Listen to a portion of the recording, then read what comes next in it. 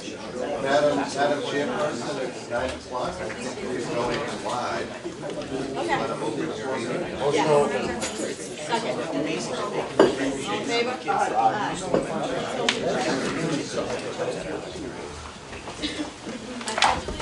To the flag of the United States of America and to the republic for which it stands, one nation, under God, indivisible, with liberty and justice for all. The select board is open the meeting. I'm going to hand it right over to the chair of the municipal building All committee. right, my name's Bob Connors. I'm chair of the Newbury Municipal Building Committee. Call the April 15th meeting to order. I just want to confirm that we have a quorum. And we do. We do. All right. Welcome, everyone. Thank you all for coming out here on this Saturday. Thank God it's not 85 degrees and it's a beach day, but it's nice to see the good weather. Today's meeting presents the Municipal Building Committee recommendation to the Select Board on site project cost estimate addressing town hall needs. As a recent SJC ruling clarified that a municipal board or committee can set rules regarding time, place, duration of comments at public hearings. Therefore, today's presentation is not a public hearing, but a presentation before the public. The Municipal Building Committee will be accepting questions from the public regarding today's presentations with the following rules. All speakers will identify themselves by name and address. The duration of speakers' questions shall be specific and not exceed 1 minute, at which time the committee or other committee board members present may respond. Speakers are allowed only one question at a time, but can return in line after other speakers have offered questions. Okay, we set those ground rules so that everyone gets a chance to ask their questions, and from there, why don't we start? Okay, on slide 1. Slide 1 is an artist rendering. Martha, if you could just go back to, there you go. Slide 1 is an artist rendering of what a projected town hall building could look like in the center of our historic district from the perspective of the corner of Morgan and High Road. Slide 2 is a map of the town of Newbury highlighting the central location of 25 High Road to the 3 parishes of Newbury and Kent Way, where we currently rent office space. The convenience of High Road works out well for 2 out of the 3 parishes, and it's almost equal distant from 12 Kent Way back to 25 High Road as it is from Plum Island. And so if we could go to slide 2. Okay, slide 3. Okay, the issue. Newbury residents have long recognized that the current structure at 25 High Road has operated well past its planned lifespan. In addition, town employees moved out of the facility in office trailers after health concerns were identified in 2016 into temporary office space that doesn't fully address the town's needs. By investing in a new town hall, Newbury can better serve its residents and control its future. Additionally, the investment cost can be offset by savings from not having to pay rent for an office space in the future. Okay, slide 4. What were the goals of the committee? Goal 1, to present, review all the work done to propose a solution to the programming needs and facility issues for a town hall. Goal 2, to come to a joint understanding of each project component, scope, cost, site, project schedule. Goal 3, to reach a consensus on a single option to be studied for presentation to the town's residents for preliminary design, engineering by a design professional. Okay, history. It's interesting. When you go back, we've been talking about town hall needs, critical facilities for well over a decade, starting in 2004. The master plan in 2006 identified the overcrowding and some of the other issues we were faced with at Town Hall.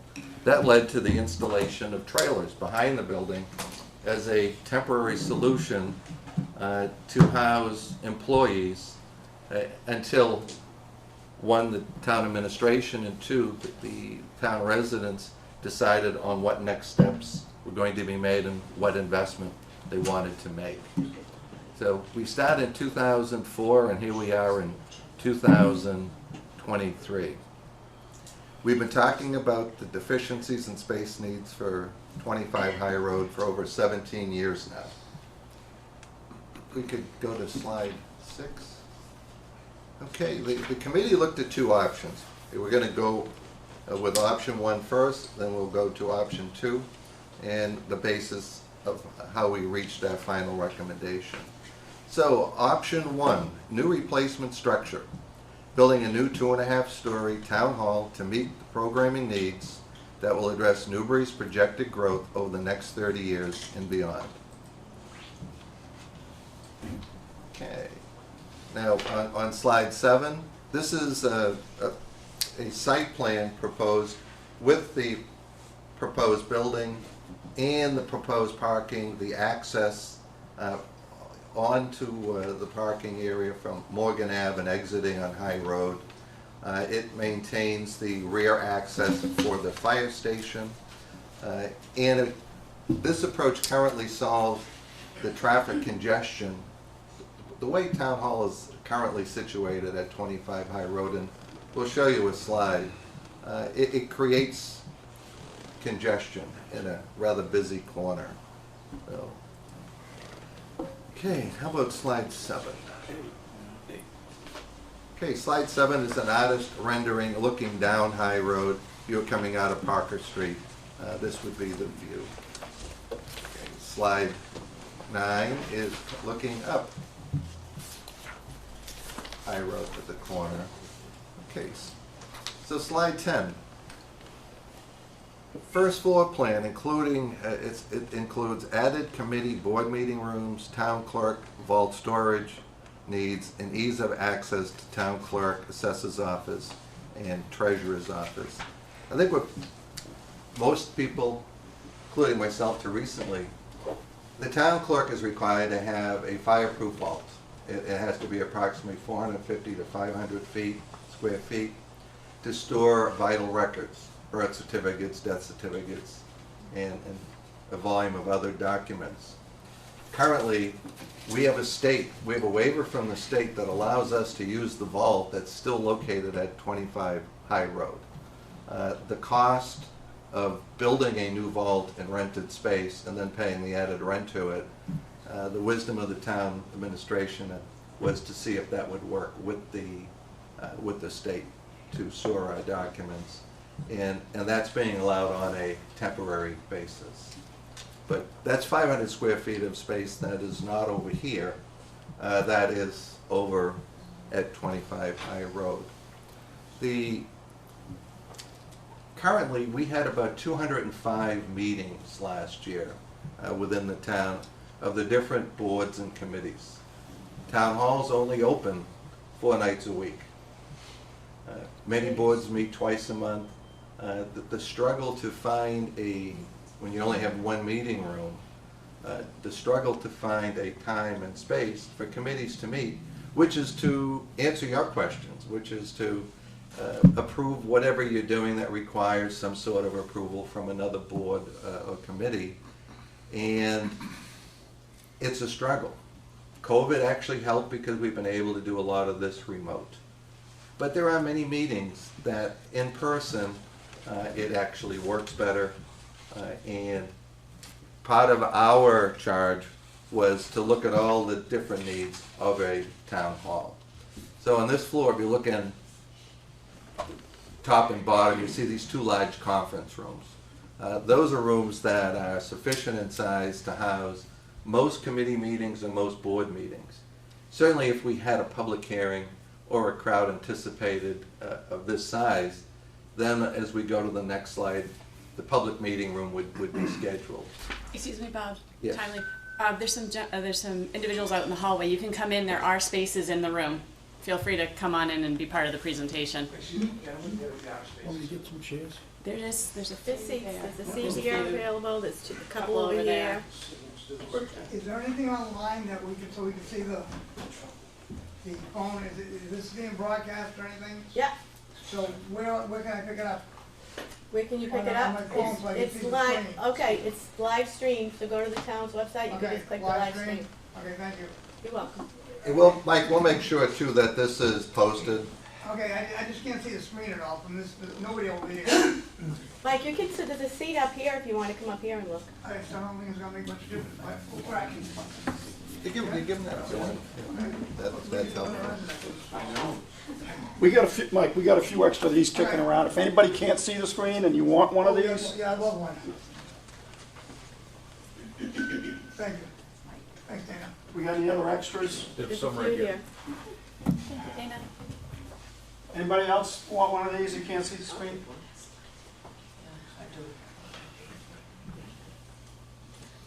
You might have to share.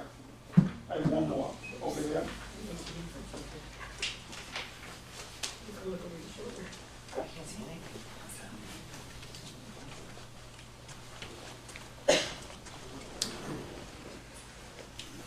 Okay, let me continue. So finalizing my comments on the first floor, I made reference to the ease of access for the town clerk, assessors, and treasurer's office.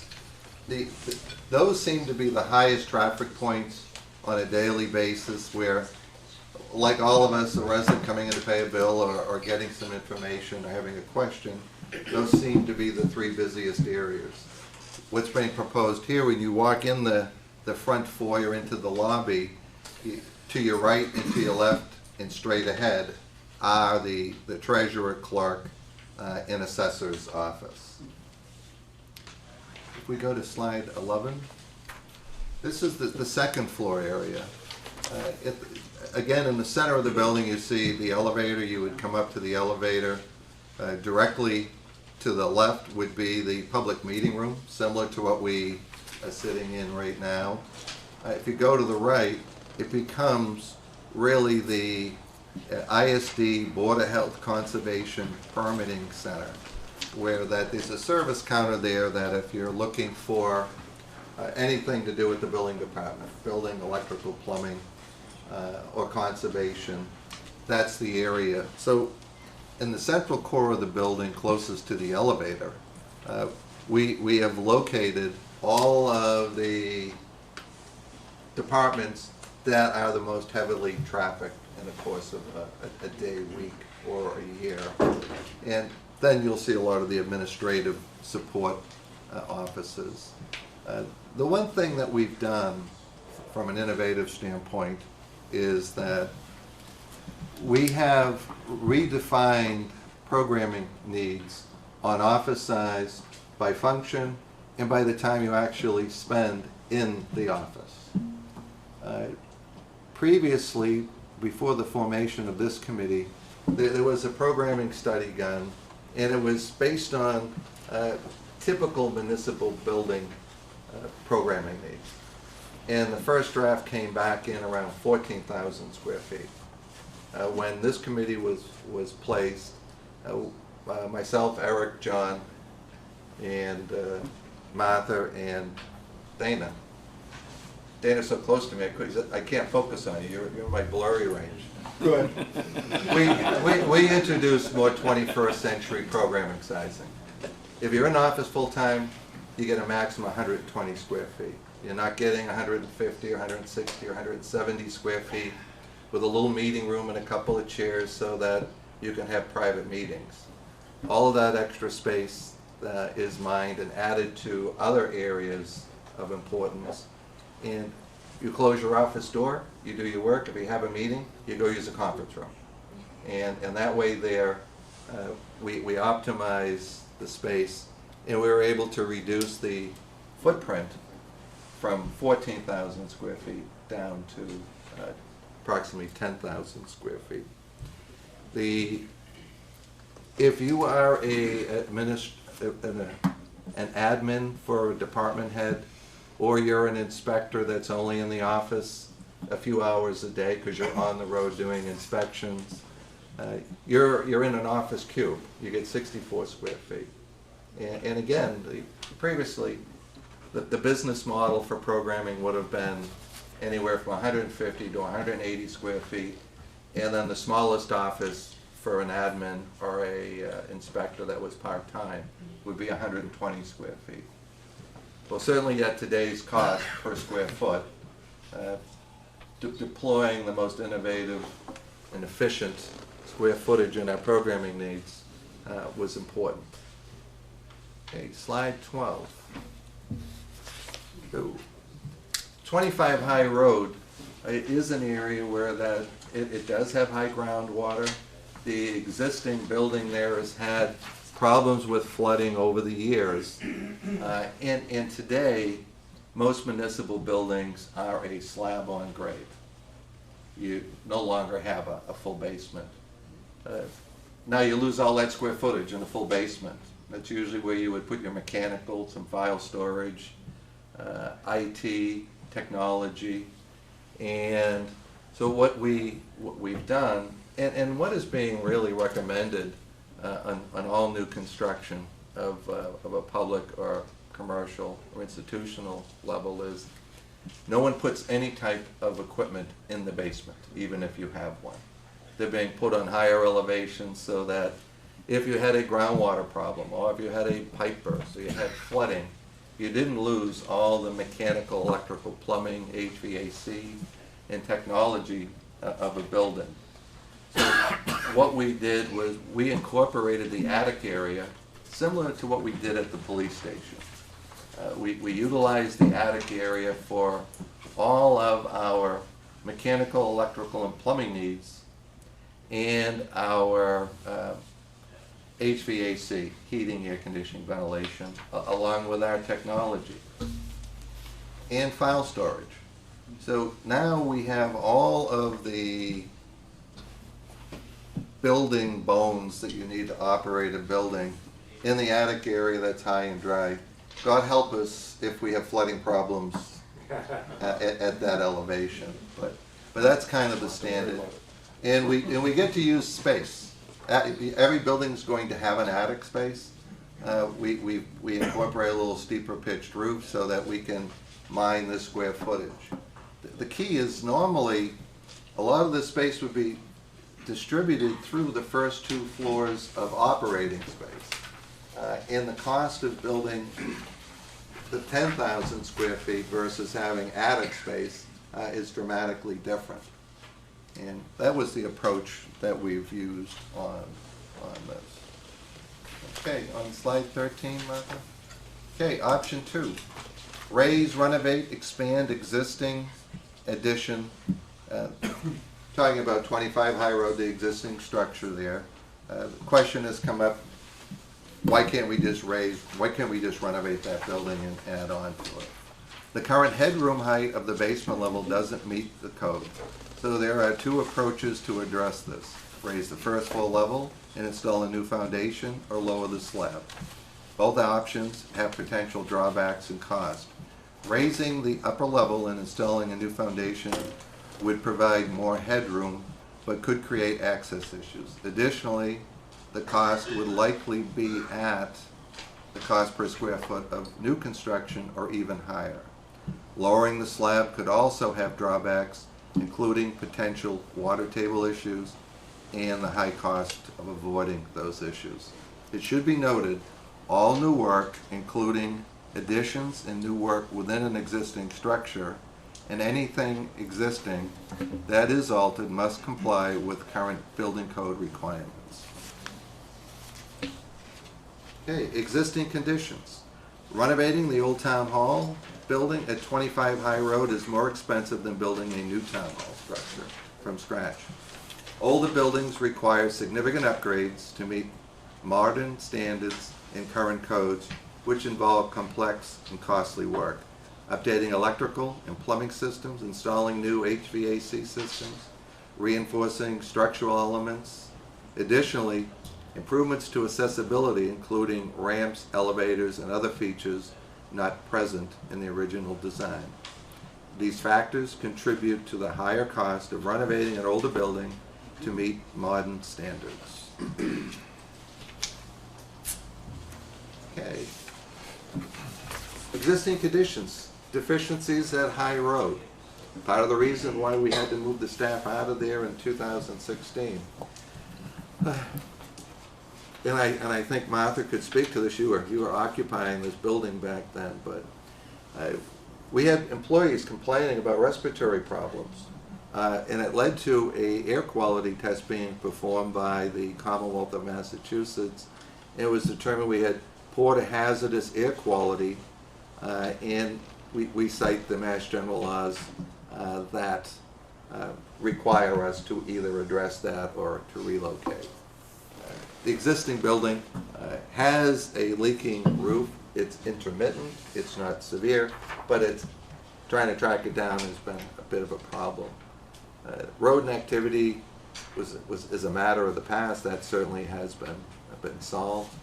Improper fire separation between the floors.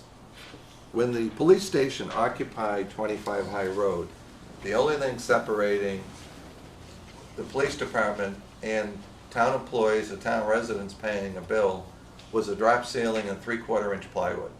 And I have to be honest with you, one of my greatest concerns being in the building and going through it was you have a misfire in the police station down below, or you have a jam, or you have a struggle and a weapon gets discharged.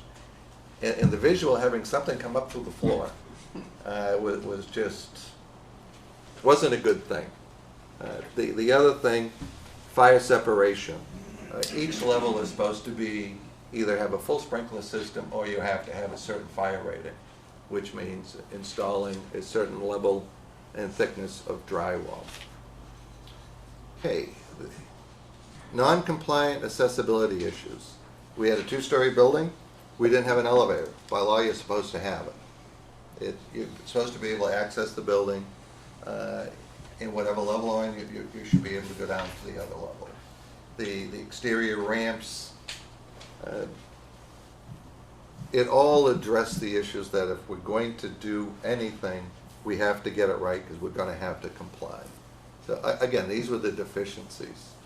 No sprinkler system. We didn't have a proper document storage.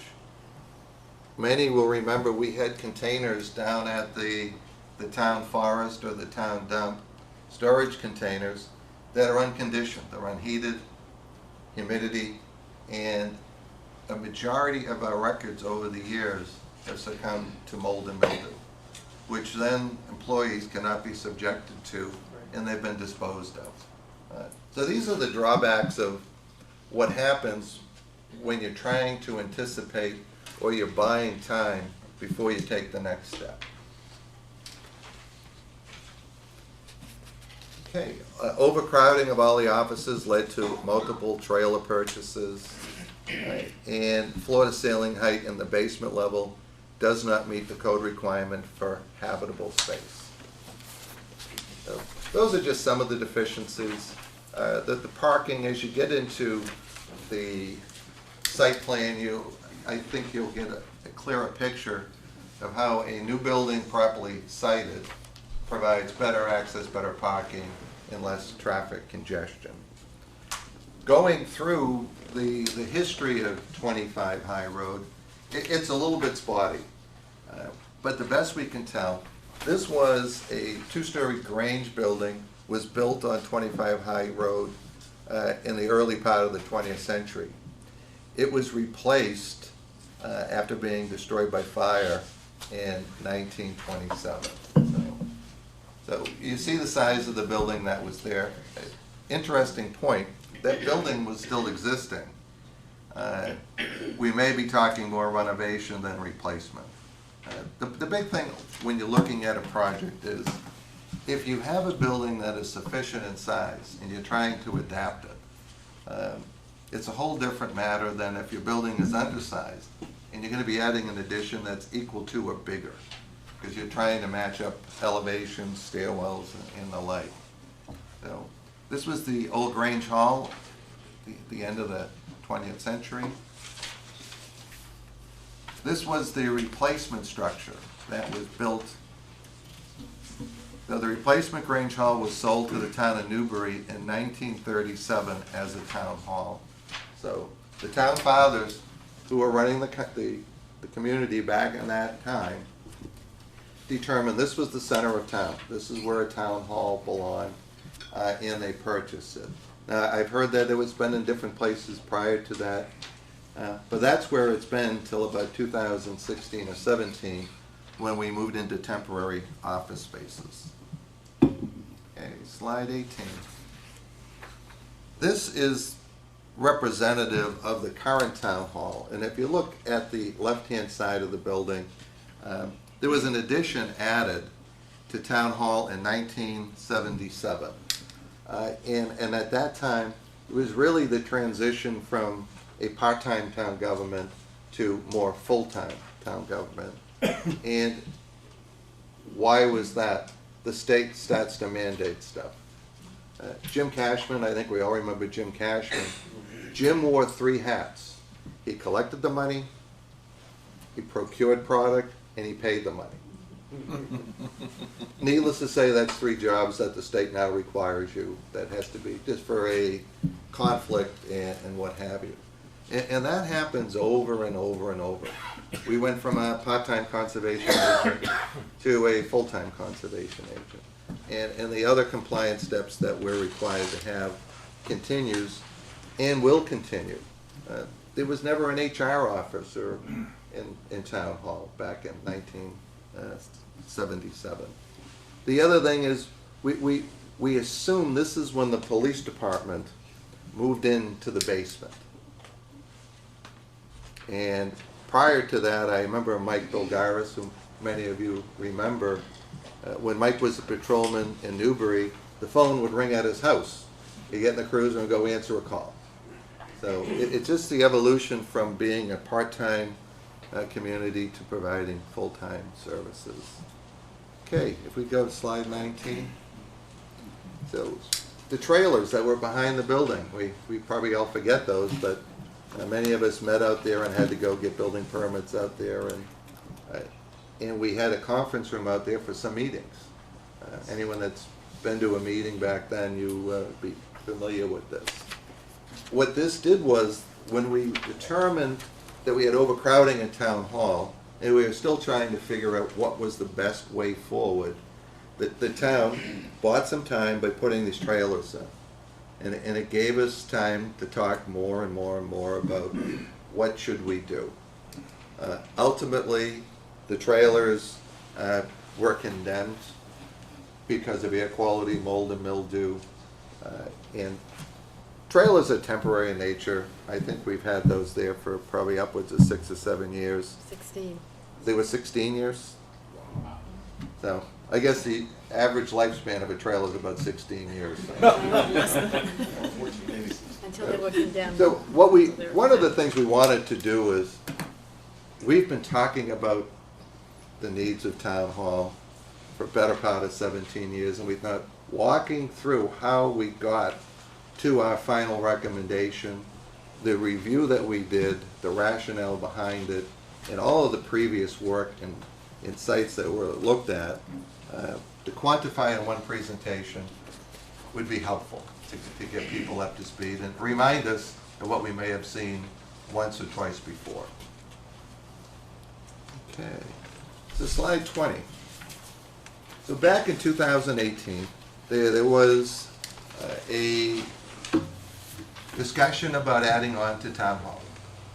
And this rendering was done by the architects back then. And what it does is it shows the existing town hall with an addition off the back in relationship to the Morgan Ave and High Road. But I want to point out, if you look at the parking, you get 12 spots along Morgan Ave, and many of us remember that's where the police cruisers were parked.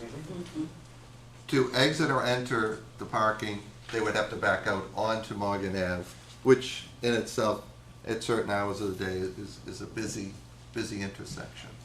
There are 3 curb cuts. I guess you could even call it, well, it's I call it 3 curb cuts. Each one of those gives someone a chance to pull in and pull out, which again just adds to the congestion and the confusion. Been a few stalemates pulling in and out of there, who's coming, who's going, but. Okay, slide 20. Okay, due diligence. The committee has explored several potential sites and various development options have been considered, illustrating how a new town hall facility could be constructed on multiple sites. The 25 High Road location is the recommendation. In addition, the committee has considered the importance of building aesthetics to fit in with the surrounding historic district. Okay, options considered. Now, I'm not going to take any credit for these options.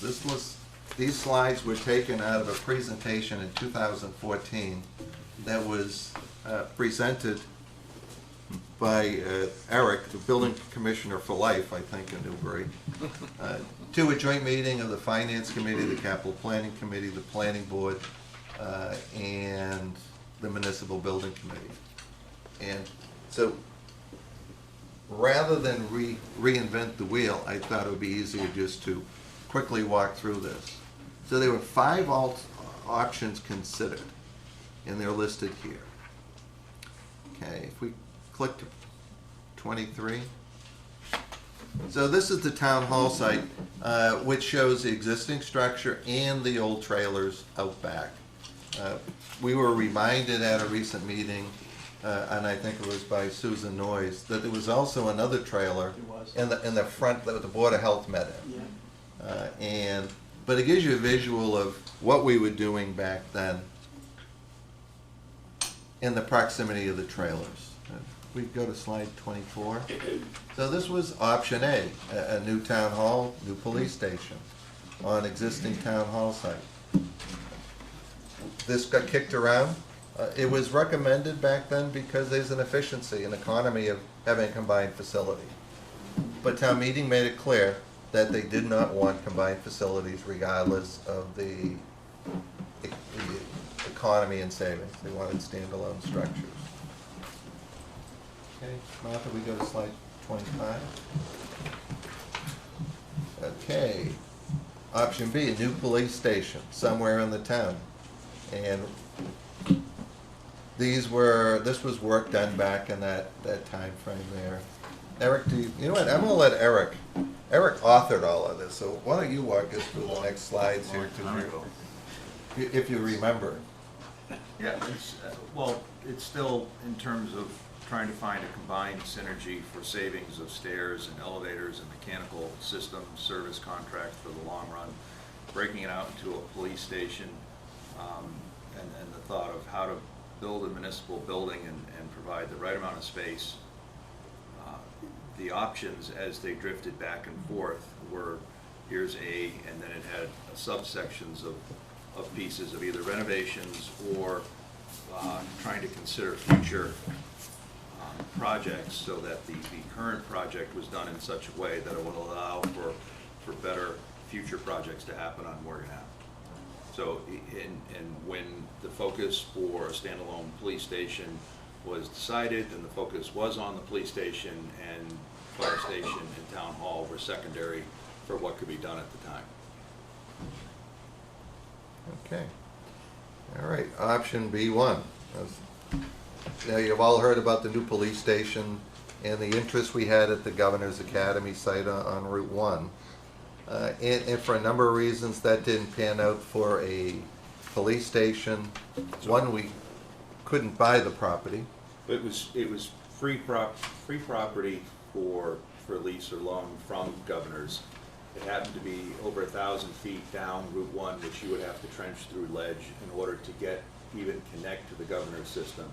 We would be connecting to the school's own sewer system, which was functioning well, but certainly could have been improved. And if the school decided to expand or any future needs to overhaul it, then we would be tied to that or part of that for being connected to it.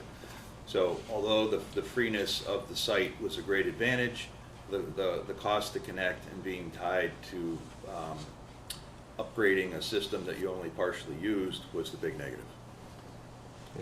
And Dana, actually, Dana, why don't you talk, we thought about, could we put a town hall over there? If the governors would be interested in putting a town hall at the Governor's Academy site.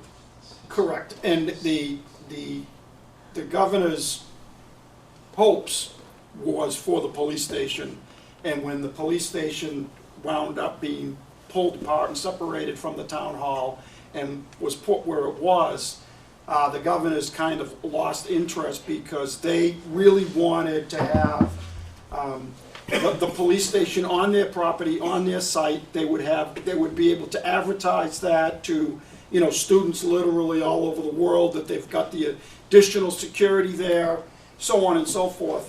And so when the police station got broken apart from the town hall, I just want to say that the interest that the governors had in now giving us the property for just a standalone town hall dissipated dramatically. Let's just put it that way.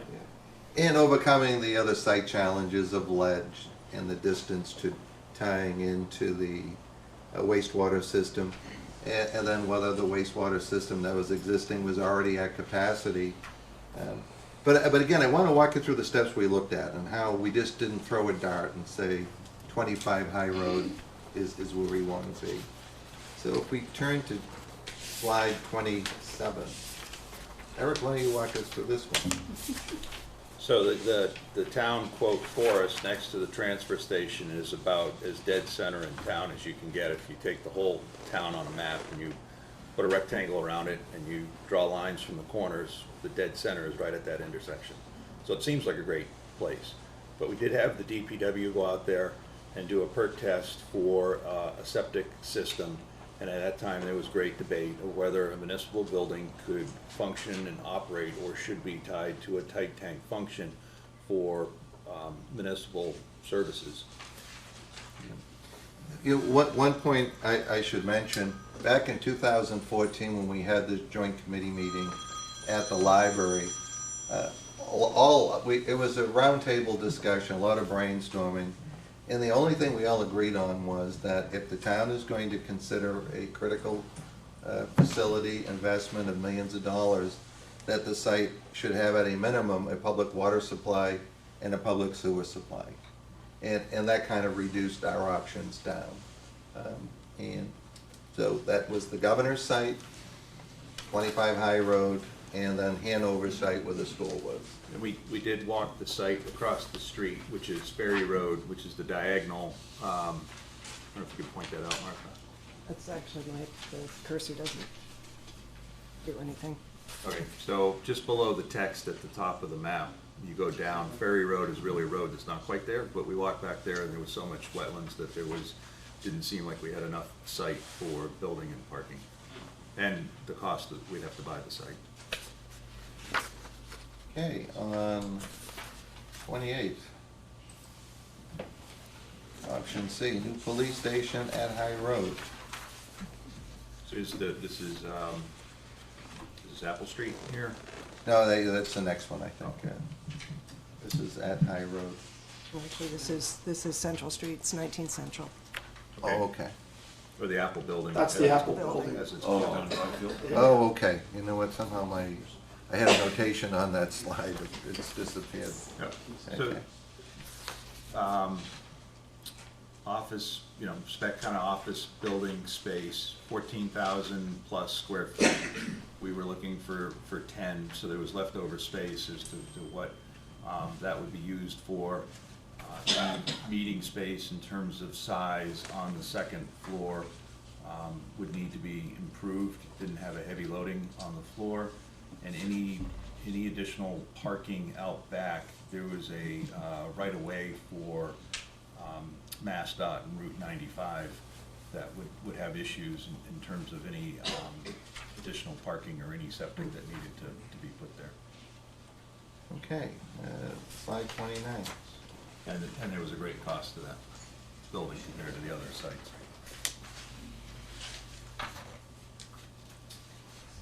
renovating town hall with an addition, and so this was the police station, town hall, again, combined facility, trying to make town hall more accessible by adding the police station to it. And it just, again, didn't solve the High Road intersection curb cut issues, and it was cobbling a new building onto an older building, and at that point, I think the discussion really was the separation of buildings and projects, and, you know, do the police station, get that done, then we'll go on to the next one. Okay. All right, option E.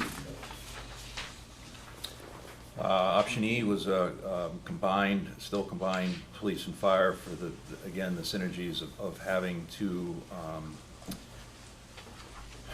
departments in one, sharing elevators and stairs, sharing meeting rooms or space. It was also that in terms of combining buildings, we would have a smaller footprint, and by moving the fire station, we would have space in between for additional parking. And then at that time,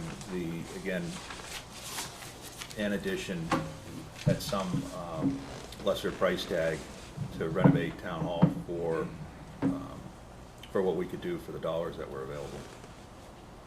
I think it should be noted that this was a discussion back in 2014, and we're now in 2023, talking about various parts of this once again. And we can all simply imagine the cost increase of continuing the discussion on these projects. Okay, so the solution. 25 High Road is situated in the heart of the Newbury Historic District.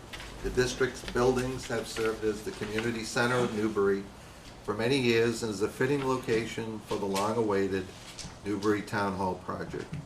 And it will help preserve and enhance this historic district for years to come. Town meeting members have approved approximately $4.5 million for town hall needs in the past, and will again consider adding another $1 million to the town hall fund, reducing potential borrowing costs. Today, if the town borrowed $7 million at the current AAA rated town rate of 3.5%, for about $120 per year, average household, Newbury residents can control the future of our town, not relying on rented office space that doesn't address our town needs. A little clarification on the 4.5 number. We were clarifying this after the slide got printed. The $440,000 that was left over from the police station project, that when it's added to the $4.1 million, and I think Erica or Marshall or Alicia will give us that. It was to give you a snapshot of what we've set aside in anticipation of doing a project for town hall, and what the potential impacts can be. And certainly the Finance Committee and Select Board will add further comments. Okay, next slide. This is the new Newbury Historic District. There's 40 properties that were identified in it. It's across, Town Hall is, 25 High Road is directly across from the Upper Green.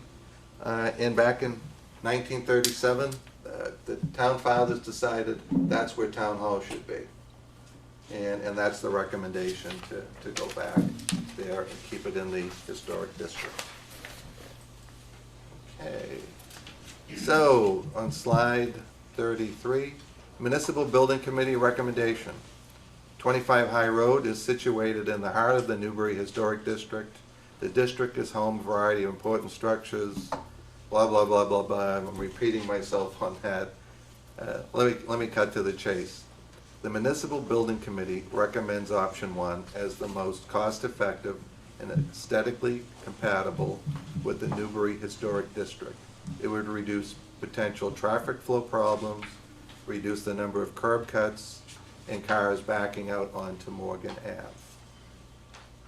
Okay, slide 34. The committee, we're all in the business. We're all either in the construction end of it, the supervision end of it or the design end of it. And what we know from dealing with construction matters every single day is that the cost of renovation and adding a major addition is equal to or more expensive than new construction. And a fair question has been raised on several occasions that, yeah, we hear you, but we want to see it. And so what we did was we reached out to the architectural firm that's doing a design, Context Architecture.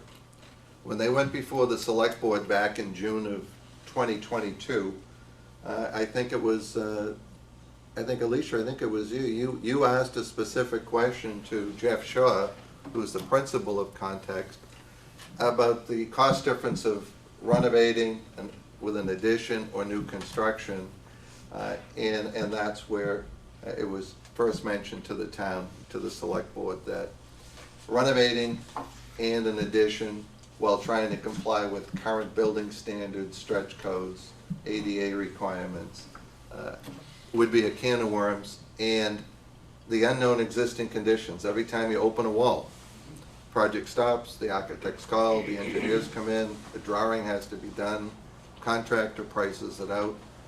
That's a 3-week process. That could be for a $4,000 change order. That's 3 weeks of excusable delay. Okay, so the project design has clarified cost concerns of renovation, addition of 25 High Road existing structure, and has determined new construction is the most cost-efficient approach with the least amount of financial exposure to the town. Okay, if we turn to 36, or actually, turn back to page 35. Okay, there's 4 points there that the architect noted. Can Martha expand that so everybody can read it? Yeah, you know what, That's an important piece here too about cost. Do you want me to read it, Bob? Yeah, I can read it now. Okay, so what the architects did, they gave us four bullet points on supporting that. So 1, cost per square foot will equal or exceed new construction. 2, the owner's contingency for renovation addition should be carried at 25% of the construction cost, not the 7 to 10%, which is routine for new construction. 3, the total excusable delay for the contractor should be anticipated at 5 to 7 months, sorting through unknown existing conditions. 4, excusable delay costs would average $140,000 per month to account for the contractor's general conditions and the cost of the owner's project manager and designer. Basically, every day that goes beyond the contract can be classified excusable delay, and that per diem cost, the contractor, the whole design team, is entitled to get reimbursed. And a lot of times, minor change orders that take too long to address can result in $140,000 a month addition to a project. You're arguing about a $10,000 matter, but you're accruing $140,000 in actual cost. So if we go to the next slide. Actually, Bob, can we just, I'm sorry, can I Yep. interrupt for a second? There's Yeah, the last sure. sentence that sums up what the architect said. It says, as it pertains specifically to the renovation of the Newbury Town Hall, it is highly likely that all of these factors above will come into play, and consequently, any project budget will need to be properly increased to accommodate these issues. So they did look at it, and they believe that it will significantly cost more. Thank you. And the other issue within the body of the communication was that the actual design cost from the architect would have to go up if we went in a direction of renovation and addition. The 3D modeling, when you're in the public bid arena, if you don't have specific drawings, specific quantities, and you don't identify each and every component, it becomes what we like to say is a contractor's steak sandwich. And the contractors like to eat steak, trust me. So what we've done is on slide 36, we've taken our estimate of probable costs, and what we've done is we followed the recommendation of the architect. We created 2 columns, one for renovation addition and the other for new construction. So on line 5, we created the renovation of the existing structure. We only used the 3,100 square feet of the first floor, not even considering raising the building and putting a foundation under it, but trying to do this apples for apples. You renovate the main level of 25 High Road, and then you added an addition on to the back of it, regardless of aesthetics value, how it would all blend. We use that as a measurement. And let me just see here. I can just blow this up a little bit. So what that did was, the overall construction costs were at $8,640,000 just for new construction. And if we did the renovations, and again, that was without any look at the aesthetics. We have a 1-story building and you're putting a 2-story addition behind it, forgetting that you're still going to have the same traffic congestion. But just to do the math to be able to demonstrate what it would be, we anticipated that it would be about $8,100,000, just rounding up a few dollars. Now, we didn't touch the soft cost, even though, and that's the architectural fees and all the associated costs that's non-construction related. It's the plans, the engineering, construction management. The architect told us that if we went with the renovation addition plan, they would have to amend their contract, and it would be higher and it wouldn't be lower. Furniture, fixtures, and equipment, basically that's a number. In construction, you hear square foot cost. Everyone tries to quantify it's going to cost X dollars per square foot. It's never apples for apples, because a police station square footage, you have a lot more technology than you may in a town hall or a house versus an office. But the rule of thumb is we usually carry about $60 a square foot for FF&E, which is what we've done on this project. So we've added a couple of new line items. On line 38, project contingency, we carry 7% for new construction, and then typically once this goes out to bid and we award the bid, we would reduce that to 5%. But at the architect's recommendation, we carried a separate line item on column B of the 25% of contingency. And that results in about $2.5 million of potential liability. And then at the end, we added a reserve line of 42, is a reserve line item that we wouldn't use in new construction. And it's basically to anticipate excusable delay being in the 5 to 7 months at a cost of $140,000 per month, or $980,000. So the best apples for apples comparison we can give you is what's highlighted in yellow. Now, we can argue that you may not have all that excusable delay, and you may argue that you don't need 25% contingency for a major renovation of a building that's 80 years old. But our job is to project the worst case scenario in anticipation of what we can be faced with, and we rely on the experts. I'm proud to say, your building committee, we are experts in what we do.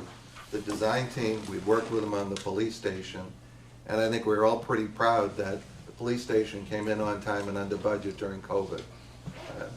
I think it's the only project in Massachusetts in 2021 that did. Okay, slide 37.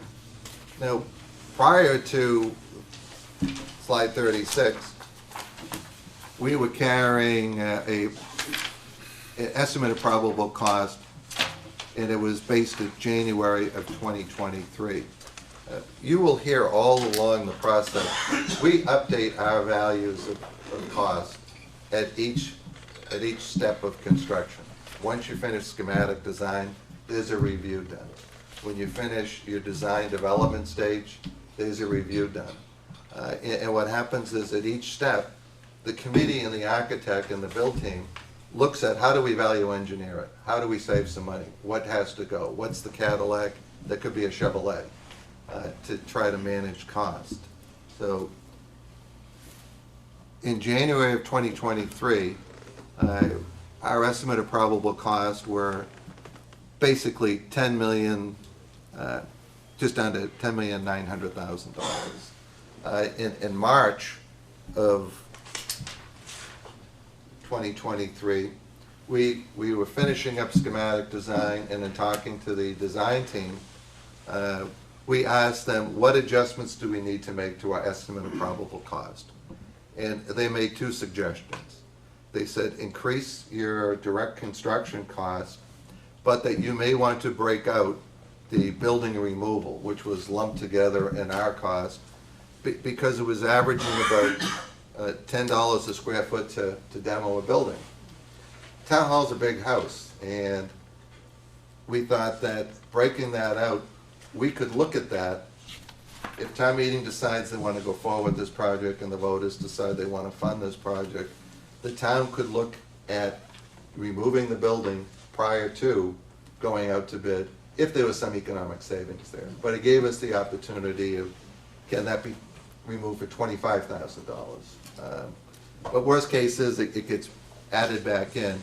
But it gave us the opportunity to kind of track that one line item. Okay, here's the project schedule. As we all know, schedules, if the stars are aligned and everything falls into place as projected, then here is our projected schedule. That we would be looking to go out to bid in November. And in January of 2024, we would be looking to sign a contract, issue a notice to proceed, and then the contractor would mobilize on the project and start. And the project, we would anticipate let me go back to my, we anticipate 12 months of construction, but once it's completed, you're going to have another 45 days to 2 months where you're moving in, you have all your IT, kind of owner-supplied betterments. And occupancy March of 2025 would be ready to occupy. Okay. Over the period of time that we've been talking about this project, the question was, well, we have space over here at Kent Way. We're functioning as a town. Why do we need to make a change? And I think we tried to walk through that temporary office space. It served a need. Instead of being in trailers that are moldy and unsafe and unhealthy, we're a nice office space. But office space does not flow as a town hall should. The mere fact that the clerk has to go to 25 High Road to get a document out of the safe, because we didn't want to spend $250,000 putting it over here. Or if you go downstairs for one department, then you have to go in an elevator to go upstairs. You try to centralize, when you walk in, I want to pay my taxes, I want to get my parking permit. You want to go to one spot, at least one location, one service window. And then the thing over here too, just the lack of meeting rooms, where that as I look around, a lot of us are in meetings, either participating or watching Adam.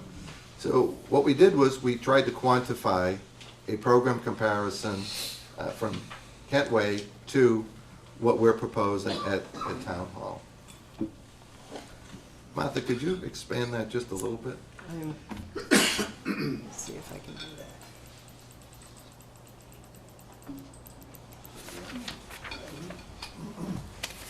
All right. So currently, you're going to hear the phraseology, net square footage, gross square footage. And basically, all that does is refer to, if your office is 10 by 20, you have 120 square feet of net square feet. Now, that office has walls, it has hallways, it has stairways, it has an elevator servicing it. That's what we call the grossing factor. The rule of thumb is, for every square foot of net space, you have to multiply it by 30%. That there's a 30% grossing factor. So currently, we're occupying about 5,100 square feet at Kent Way. But again, it's net square footage. The halls outside, the elevators, the stairwells, that's not factored into this because it's the grossing aspect of it. What we did was when we compared, and you'll see this on the next 2 pages, missing locations, just net square footage, was about 2,400 square feet. Okay. Missing MEP, HVAC, and vault. I had mentioned earlier that, you know, the town clerk's vault is 500 square feet. It's not here. It's over at 25 High Road. There's a sprinkler room. There's a mechanical room. There's an electrical room. There's HVAC. There's IT. There's all of these other actual spaces that you add into to get the gross square footage. And the last line item on the Kent Way is we're currently renting a number of outside trailers. I approximate them at about 580 square feet. But again, these are not conditioned, heated or air-conditioned space where records are stored. It's not an orderly way of going to find a document. People are moving around a number of boxes to find the right one. It's not an orderly file system. So when you add the grossing factor in the missing space, Kent Way comes in at around 11,475 square feet, and we're looking at 12,672 square feet with proposed town hall. Again, this is really a comparison to be representative. Do we have exactly 5,116 square feet? That's a record someone gave us. So, but I think it gives you a comparison of what's missing here. And primarily, like I say, you add each stairwell is 200 square feet, 2 floors, 2 stairwells, that's 800 square feet. Elevator, 140 square feet, same thing, 2 floors. You add a couple of extra meeting rooms, and you quickly see where the square footage changes. All right, so on page 40, you'll see where there's, on the Kent Way side, it has 0 allocation. That's what's missing. And on the new side, you'll see first, second, or attic area where it's been assigned. So anything you see that's a 0, that's been highlighted, that was identified as missing square footage on the table on the cover sheet.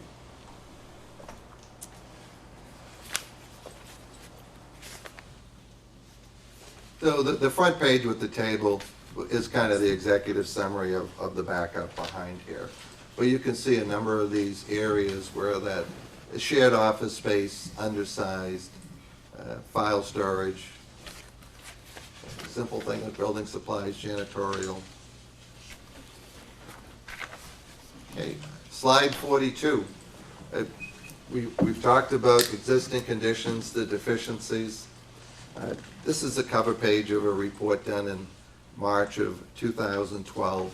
identifying the deficiencies of the police station. Again, 11 years ago. The next page, 43, is the indoor air quality assessment performed by the Commonwealth of Mass back in October 2015. Now, both of these are just the cover page, but the air quality report and the other report, another 30 or 40 pages go on. But two of these items were triggers, quite frankly, especially once we got the indoor air quality assessment,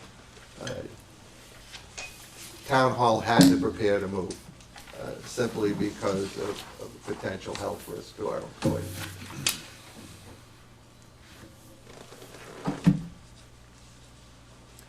That's about it from the nuts and bolts aspect of this project. Thank you. Before I open it up to the public, does the select board, do you have any questions of the municipal building committee? Alicia, I'd like to note that what I really like about the design too, Bob, and I know it's intentional, but the use of a slanted roof in the northeast instead of a flat roof, and the ability to pick up that space, I think is awesome. It just works well. Yeah, Jeff, I mean, to your point, that was the model that we wound up using at the police station. It worked out well. The feedback from the chief and deputy chief when they were moving in, it gave them great flexibility in a high and dry location. That same point was done over in Salisbury. I was involved with that police station, and they used the same philosophy, whereas the attic space was more efficient for many reasons. And you're at the beach, or you couldn't put a basement in, and it would cost prohibitive to keep it dry. But it was, just like you said, Chief Lucy or O'Reilly, Tom said the same thing over there. It's just a much better space. John, what was the square footage of the police station in Salisbury? Was it in the 17,000? 18,000 square feet. Okay. Wow. So our police station was 10,000 square feet, and I don't know what the difference in population is. Well, over there, they have a lot of transient traffic they have to allow for, Yeah. whereas we don't. That was really the driver. Well, we have Governors and we have Triton. I mean, and we have the beach. We have All about that transient 3,000. traffic? During school seasons, how many people go into Triton that don't live here, and how many are going to, so A lot of commercial. Okay, Yeah, a lot of- less rowdy than the transit traffic in Salisbury. I guess we don't have Friday and Saturday nights at the beach. Yeah. Well, thank you. And how about the finance committee? Erica or Marshall, do you have any questions of Bob? Don't have any questions. We're probably going to be responding to some questions as far as costs are concerned, what it looks like long-term and short-term.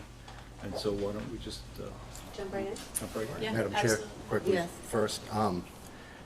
Since we've been at this building, I've been throwing all of our money away. That is my feeling, that's how I feel. My money, your money. I have 2 properties in town I pay taxes on.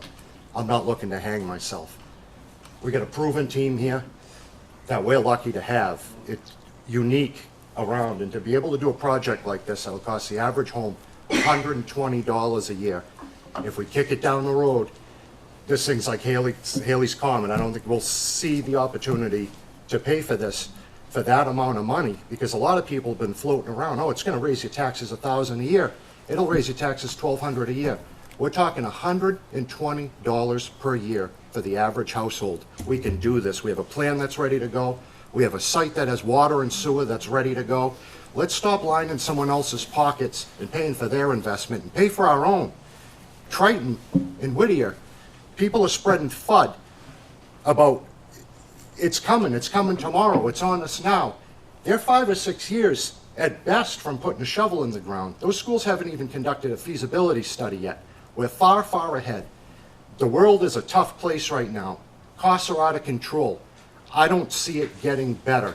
It's very difficult to ask all of you to come in here to discuss something like this when we're in a difficult economic time. I feel the pinch just like all of you.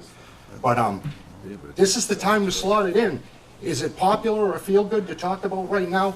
No, but I see this window of, we've been working hard to schedule repairs or replacements to all Newbury's deficiencies over the last 10 years, I've been here for 8.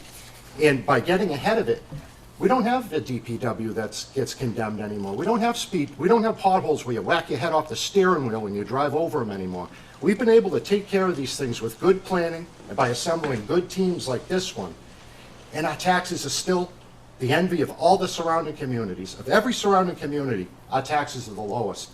And we have a team that can deliver this for $120 a year. We're fools for not doing it. And we And have thank you tax for money. everyone for coming. This is not something people want to spend their Saturday morning talking about, reaching in your pocket, but we got to talk about it, and regardless of where you stand, I'm glad everybody came. That's all I have right now. Thank you, and I do echo JR's comments, and we do have half the money saved. And town meeting has been voting over the past 5 years, 4 or 5 years, to move in this direction. A lot of you in here may remember, back in 2016, before we moved out of the old town hall, we had a morning session similar to this in that town, and I heard, I think Marshall, you were there, Erica, you were there, JR were there, I don't know, Bob, if you were, Eric, you were there. I heard loud and clear, they didn't want a combined building. They wanted to break this project apart and build a standalone police station and then address the town hall's needs. Moving here was never a permanent solution. It's always been temporarily until we can address our needs. I believe we're the only community in the Commonwealth of 351 cities and towns that rents our town hall space. Yes, there are state government bodies that do rent space, but they own the state house, where the people's work is done, and that's us. We don't have a home where the people's work is done. We had 208 different boards and committees met in 2022 in the people's house, and right now we rent our space. And that's, I just wanted to just add that on as well. I yield to anybody on the select board first, but I will make us. You know, I have one quick question. Who here rents their home and who owns their home? How many people rent their home? I mean, there's a reason why. Because there's a point in time when you own the place, it makes more economical sense.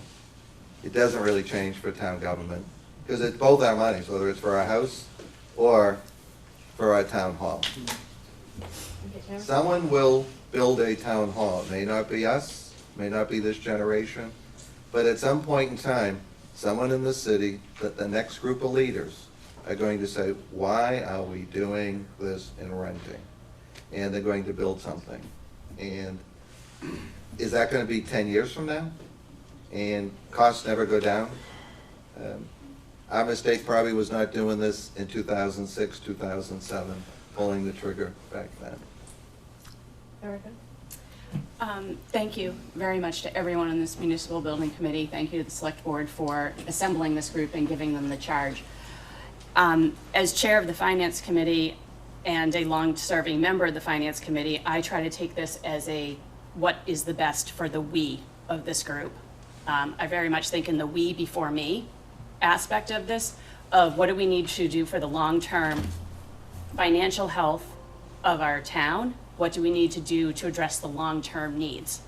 I will tell you that in 2 weeks ago, the finance committee spent 2 hours on our regular meeting going through every article for you for the town meeting that's upcoming and voted on those. It wasn't the first time we saw them. We see them throughout the year. And then we spent another hour and 45 minutes specifically with the municipal building committee to better understand this. We wanted to know, is this the right sized building? Is it the right location? Is it the right time? At the end of that hour and 45 minutes, our 6 voting members that were present for that meeting voted unanimously to support and recommend this article. We've been through the numbers. There is currently over $4 million in the town hall account. There is an article at town meeting to put another $1 million there. That has been voted by the will of the town at town meeting over the past few years to set aside the money. That is unheard of. Communities don't do that routinely. They go out and bond the whole thing. We don't have to bond the whole thing because we knew it was coming. We've been in a temporary location. I've heard about waivers and temporary for the vault. I've heard about this as temporary. Before that, it was temporary trailers. We need to think about what is a good, solid, financial, long-term solution. Permanent. Permanent. It needs to be something that we are invested in. A building that is 100 years old on that site is ready. It's the right time. Right size. Bob, this team, Eric, everyone who's been here, they've shown us on numbers, on plans. It's the right size. It's the right location. It's on water, it's on sewer. We've already paid for those connections. It's next to our police. It's next to half of our fire department. It's the right location. It's the right time. I have heard Triton is coming, Whittier is coming. I am going to pick up my phone because I'm going to reference from Brian Forget where we are with Triton and when we're going to be seeing a decision about that. Our first letter of intent was declined. We did not make the program to share cost with the state. We are doing everything. The Triton organization, the Triton School District, in working with the 3 towns, we all know we need help to fix that issue. So we're doing that. We were declined because there were too many projects. So we are reapplying. That has been put in March of 2023. Following the absolute best case scenario where we are accepted into that cost sharing program, meaning the state will take some of that burden, is December, is the first we'd know that. Then we'd enter a feasibility study, an eligibility period that would last at least 9 months. Then the study will take from 1 to 2 years. The absolute fastest track, assuming we get approval in late fall of 2024, is that 2026 town meeting is when we'd be considering a project. By Bob's calendar here, we'd already be in a new town hall. If you want to kick this down to after we have a Triton decision, kick it down another 6-7 years. And that cost, let's think about how much we've spent over the last 6 years here. Renting this space has cost more than $1.3 million since 2016. Keep doing it. And put us in jeopardy of having to go, because again, remember, temporary, state approval. We have to use a competitive bid process. It doesn't mean, A, that we could get this space. It may come in as not the lowest cost bid, and we'd have to go with the lowest cost bid.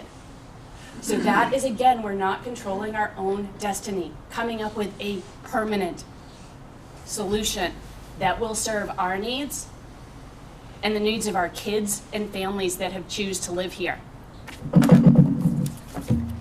I'm not sure everybody can see this, but this is a picture of our 2 children.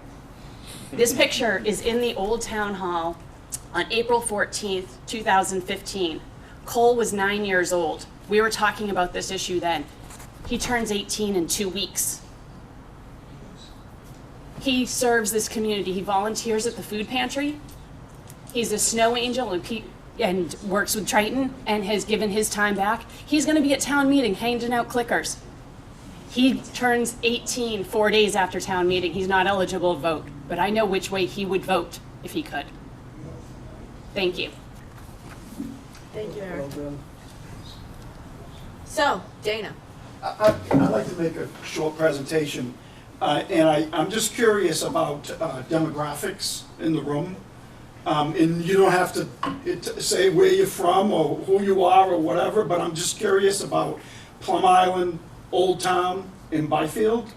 If anybody from Plum Island, I know you're from Plum Island, and I'm talking about people who are not on a committee or work for the town, you're just here because you're interested in this project. Plum Island folks, we got some Plum Island folks? Yes, Steve in the back. Thank you.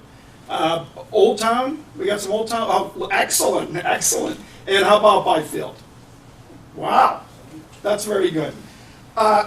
It's too far to travel from Plum Island to get here. I'm curious, do we have a Newburyport Daily News reporter in the room? I doubt it. Oh, that's sad. We don't. I'm surprised at that. I kind of assumed that maybe they would be there.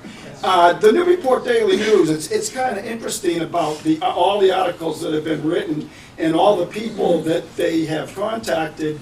And, you know, they haven't contacted me once. They've never made a phone call to me. They've never reached out to find out, you know, what my opinion was or what I thought about the project. And I thought that that's kind of interesting, seeing that I'm the only one that's on the municipal building committee and also on the select board. So you would think that maybe I would be like a point of contact that they might want to wonder about, but they don't. So I just want to make that point.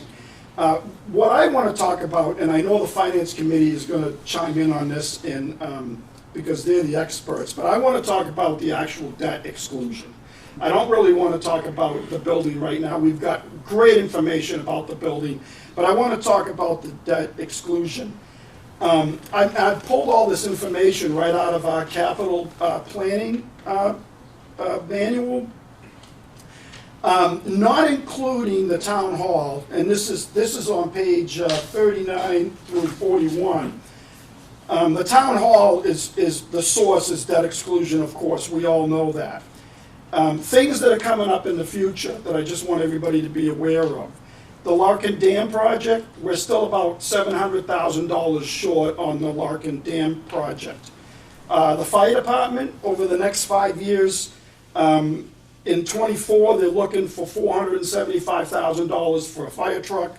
In '25, they're looking for $375,000 for an ambulance. And in '27, they're looking for $600,000 for another fire engine. And now the source of the funds is all listed here. The sources for the fire trucks, it says lease, but in my opinion, if we're leasing it, the taxpayers are paying for it. Everybody's going to get a choice on this project, and I think that's great. We all have a vote. I want to just move along a little bit.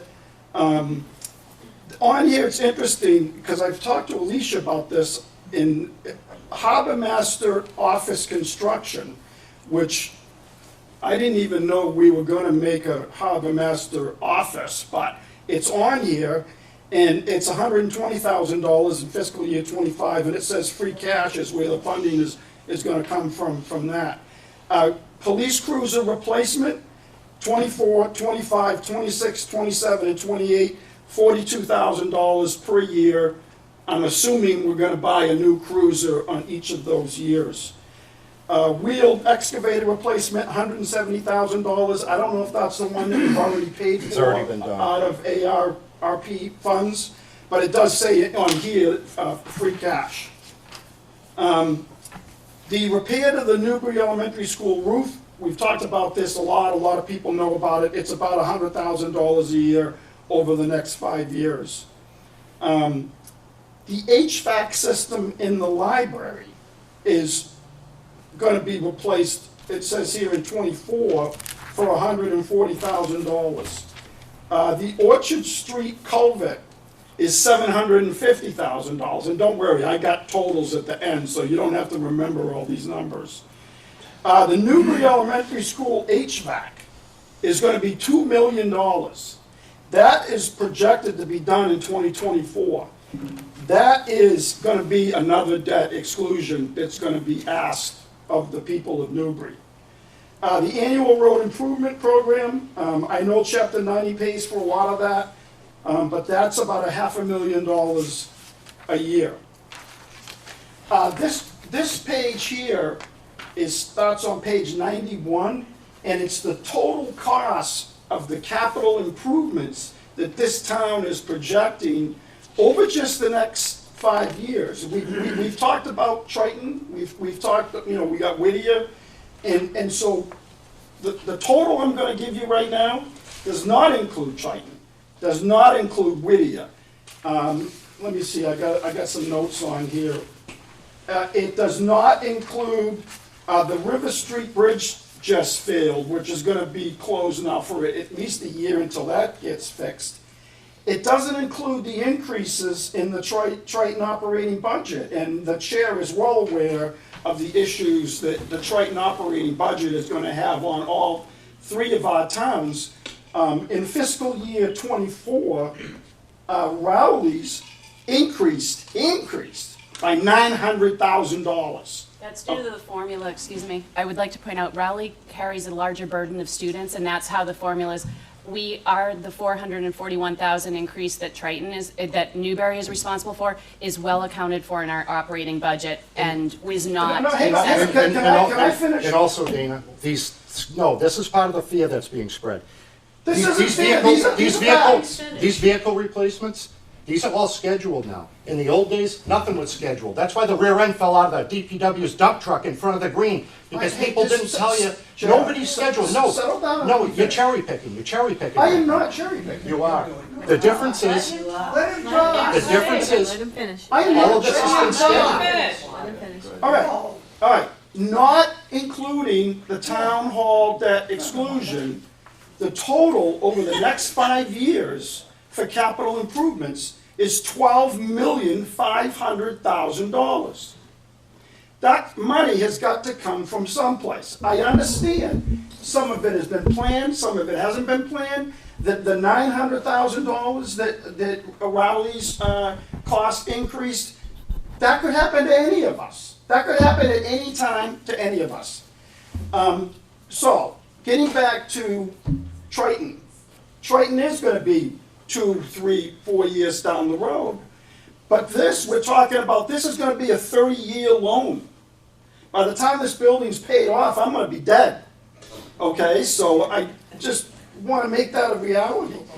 Whittier, I mean, I just think that it's important to know what we are planning on paying for in the future, how we're gonna pay for it, and this has to be put into that big puzzle. That's all I have to say. Madam Chair, may I respond? Please. Okay. My name is Marshall Jesperson. I'm the head of the Capital Planning Committee and responsible for that document.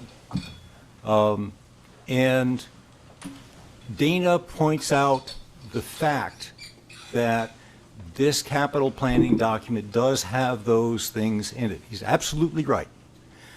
And the reason it's in there is because we are planning to have these things ready. Now, you'll note that in that planning process, the town has put money aside for the town hall to reduce the burden to the taxpayers. I would suggest two things. One, we know that we have some things coming down the pike. You're absolutely right. And if we continue to plan, if we continue to fund, if we continue to look ahead and say, you know what, we have to get ready for this. Several of us, Bob included, we're in businesses. We do plan all the time. What is the next building going to be? What is the next big thing that we have to do that's going to take millions of dollars? We're not going to start from 30 days before the fact. We start years before the fact. And that's why we started the municipal, the capital planning committee, just for that reason. You mentioned the cruisers. The cruisers are on a schedule of replacement because we have a bunch of them. They get to a certain age. It's more expeditious and it's cheaper to replace them than to continue to repair them. And what we have done, I'll take a little aside here, rather than turning them in, we auction them off, we get a good buck for it. We've run a pretty efficient system. The planning is the key. And when we go for looking at Triton, looking at Whittier, looking at our future needs, if we can continue to plan as this town has done under the leadership of the select board, then we'll be in a whole lot better shape. We can continue with that wonderful AAA bond rating, so we're going to borrow at the lowest cost possible and save money in advance so that we can lessen the burden on our taxpayers by spreading this out over the years before we get there. So, but I'm glad you brought it up, because what it points out is, yes, we do have things that we are going to pay for in the future, but we're planning for it.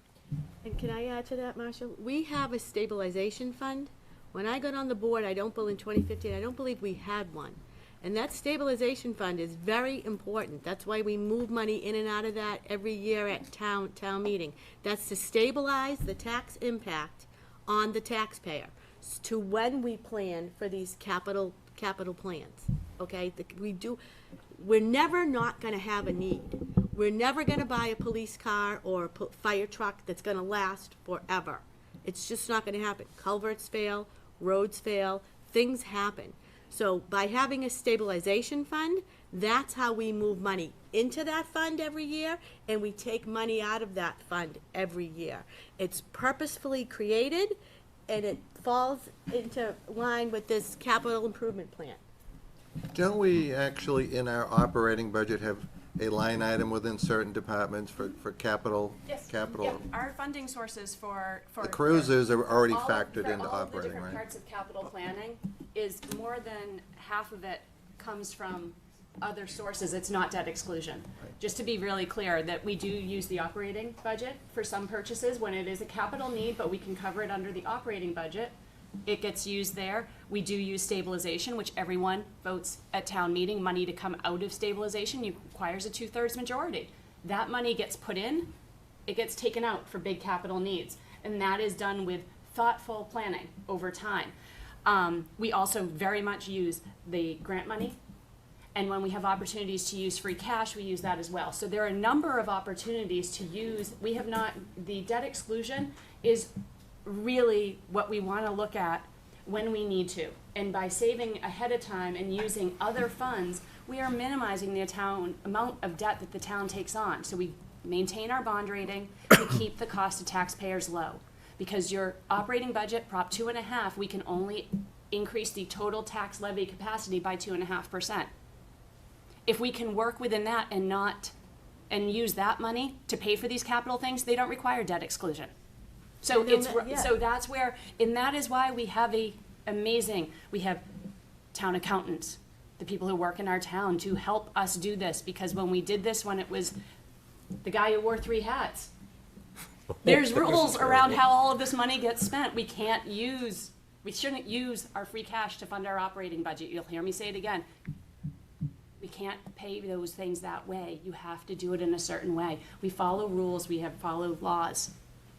So the only thing that I'm gonna say about that capital plan where you're incorrect, Dana, is that it's not gonna be coming, the town of Newbury, at least under my leadership, will not go back to the taxpayer and ask you to override your taxes to pay for, a car or a police car or, a culvert. We'll write grant money for that. We'll take it out of this stabilization. The only time since I've been on the board, have gone to the taxpayer is for a debt exclusion override so that we can borrow money for a small period, and then pay it back. We did have a road improvement tax that permanently raised the tax rate. And there was a small $325,000 school, I think, override that we had passed a few years ago for the schools. But for the police station and for this project, it's a debt exclusion. It's a mortgage. It's allowing the town to borrow money and pay it back over time. It will never permanently raise your property taxes. It comes off the dole. Alicia, Yes? I'd like to really go on record, because some of the other people had, and I realized I hadn't. I really, really have been around now for maybe in town government for 22 Jeff, years. can you speak What? louder? Oh. Somebody can't hear you. No, that is not a microphone. Just bellow. Okay, sorry. Stand up and bellow. I just wanted to really go on record, because I hadn't yet. I spoke about the roof. I've really been in town government for 22 years. I've seen different boards and different finance committees and different capital planning committees come and go. I couldn't be prouder to be involved with this group, asking you people in a very qualified way to look at building a new town hall. I'm 76 years old. I hope I get to use that town hall. But I absolutely see the need for what we're asking you to look at. And I do really go on record as wanting to vote for a town hall. Just, I want to offer one other comment. The Lacken Road Dam,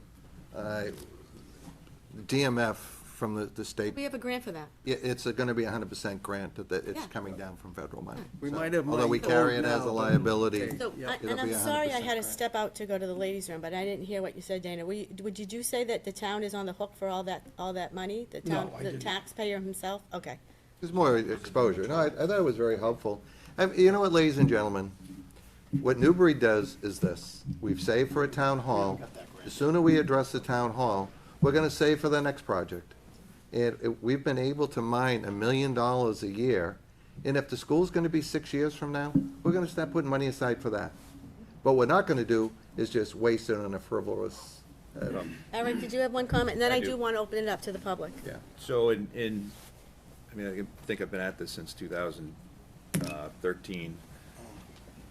A lot of different proposals, some a lot better than others, all trying to get to a certain place of either listening to the town people or proposing what we feel in terms of being in the industry was the most economical and efficient.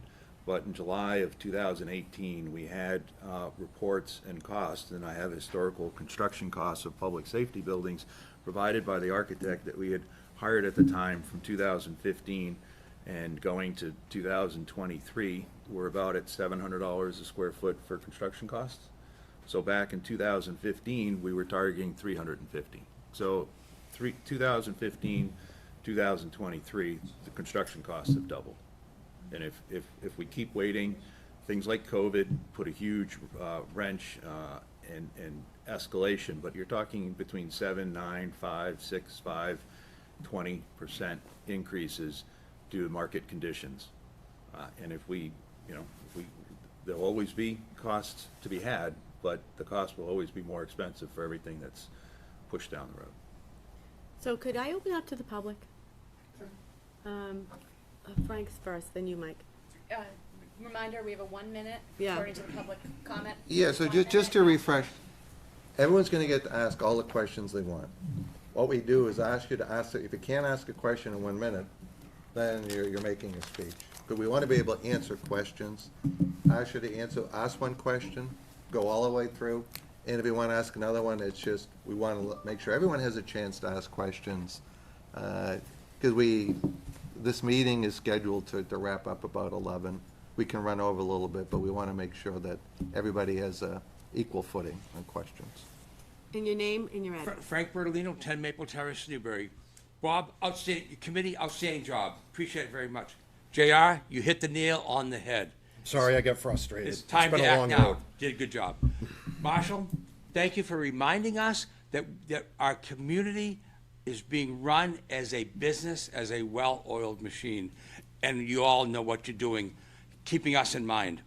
My question is, if we do not act on this in the proper way next month, and we wait another year, what's the expected, estimated increase in construction costs? What's going to hurt us? I mean, I would say on a conservative level, you're looking at 7 to 10%, Frank. I mean, who knows what's the next pandemic, what's the next recession? We've had dramatic inflation. Now, I think what we're seeing and what we're being told in our respective businesses is that pricing increases will start to stabilize, but they're not coming down. So what will happen is maybe over the next year and a half, costs will not go up at the same rate as they've been going up, say, in 21, 22. but they're not coming back down to 2017 prices. That's what we're seeing, Frank. And Bob, to further bring that in, a delay has costs. We have to rent this space.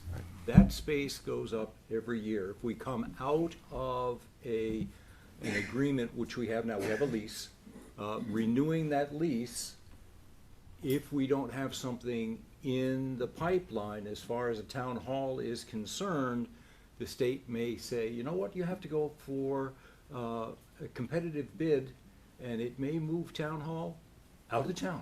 Right. Okay? It's no sure thing, but there are costs of delay, both potentially in the building materials and cost there, but certainly in the cost of staying here. Thank you. Mike, you wanna come up next? Mike Doyle, 6 Morgan Ave, Newbury. 2 questions. When's the last traffic, one, it's the same question. Okay. When was the last traffic study done on that corner? Okay, since the pandemic. And number 2, if the project goes through, what's the traffic flow in Morgan Avenue gonna be? Is it gonna be one way up or one way down? That's my question. Okay, thank you, Mike. Thank you. You know, Mike, good question. Martha, can we, let me see what slide we're gonna be on here. Yeah, if you go to slide 7. So, Mike, if you see this, the traffic flow is simply gonna be this. You'll come down Morgan Ave, you'll turn left into the parking lot, and you will exit only on High Road. So you will, Residents will do that too? yeah. No, Just for accessing the corner. Just if you're going in Yeah. and out. No, if you're leaving from your house and you wanna go down Morgan Ave, it's gonna be a two-way street. Still gonna be a Still two-way gonna street. be a Yeah, two-way yeah. street. All it is that the traffic flow through the parking lot is gonna be one way. I understand that, but the traffic at the butchery has increased immensely. The traffic, all the police cars now come down the street. They used to just leave from the corner. All the fire trucks and ambulances now come down the street. So I think, to answer your question, Mike, when people come into the town hall, Yep. they're gonna turn the corner and they're gonna go into the town hall. I They will understand not that. be traveling I'm talking- down Morgan Ave. But still, they're gonna be coming that way to get in. On okay? High Road, you mean? Yeah. You're concerned And with like I traffic said, on High Road? This whole intersection, go watch it some Saturday. It's crazy now, Okay. okay? That's But, all I'm you saying. know, but Mike, Town Hall isn't open on a Friday or Saturday. I think the big thing here is the traffic stops before you get to the butchery. And we gotta remember, the Town Hall, the police station, the fire station have been there as long as I can remember. But they're on the corner. What we've done is we've actually bifurcated it down the street where that you don't have that traffic congestion at the corner. Have you eliminated any traffic? No, but we're trying to improve traffic. Are you gonna do a study? This is a recommendation of our Is it- designers is it- and architects. My question was. Mike, you asked your question, Oh, so, I never got an answer. Is there gonna be a traffic study? At this point, we don't even have a project. So after the project is formed, then we'll do the next steps. And if a traffic study is determined that we need it, yes, we will. Thank you. Thank you. yeah, Come on whoever up. next, just come on up and, Name? My name is Nancy Burke, 10 Larkin Road. Thank you all for the input. The building looks amazing, looks like something that we could really use in town. Wednesday past, I was with the Council of Aging. We did a tour of the police station. Afterwards, I was very blessed to go with my friend. We had a tour, a private tour of the fire station. The walls are buckling. There are cracks in the walls going down, the cracks in the floors are buckling. The ceiling tiles are falling down in part of it. There is mold absolutely growing. This building is not in the best of shape. My question is, next year, are you going to ask us to build a fire station, a new fire station? Thank you. I had a conversation with the fire chief yesterday, who told me that the changes and additions, the bunk rooms and other improvements in the building, is it a forever home? No. Is it good for quite a while? Yes. So I asked him the very question. that you were wondering. But to further answer your question, the difference between doing a renovation or, repairs or extraordinary repairs is Protection Two's current footprint, the size of the building, meets the needs of their operation. So maintaining the roofs, maintaining the exterior, maintaining the HVAC extends the useful life. If the actual operational needs of the fire department were expanded and the building wasn't of sufficient size, then you could be faced with, a replacement. That is not the case. I've been through that building. Our company has donated hundreds of hours of pro bono work helping out the fire department. And the building is structurally fine. The space, could it use updated, mechanical, electrical, and plumbing, new bathrooms, new shower facilities? Absolutely. But those type of improvements will extend the useful life of that asset, and it won't trigger a replacement. Which is coming with a price tag. Yeah, remember, you project ahead. When you say you need a new roof, it's a 20-year roof. How many of us have a roof that's 25 years on our house, but the useful life is, they tell you, it's 20 years. So it isn't like something fails tomorrow. There are no capital requests that I'm aware of from the fire department for immediate repairs beyond what they've already asked for, which was the bunk rooms and stuff like that up But back. So- They do have the floor. The floor is in the capital plan. Because to your point, the floor is crooked. And it's actually doing damage to our fire trucks. And that needs to be repaired. And it is in the plan, I believe, for next year. So can I ask a clarifying question? I'm sorry, Nancy. You said there was mold in that building? This is the first I've heard of that. Yes. Did But Chief it was Janvin tell you? visible. Are you talking about the ceiling tiles being discolored? When you walk through the back in to the right, going in where the kitchen and all their things, there was actual mold growing. I mean, it was just visible. So the chief has never made that known to us, so I will follow up with the chief on that one. Okay. Thank great. you. Thank you. Thank you. I don't, Well, it's all masonry block too, so it's easy to. is there another question? Hi. Sarah Goldson, 10 Bittersweet Lane. I just have a question. Can you go over the page 37 or slide 37 a little bit more? And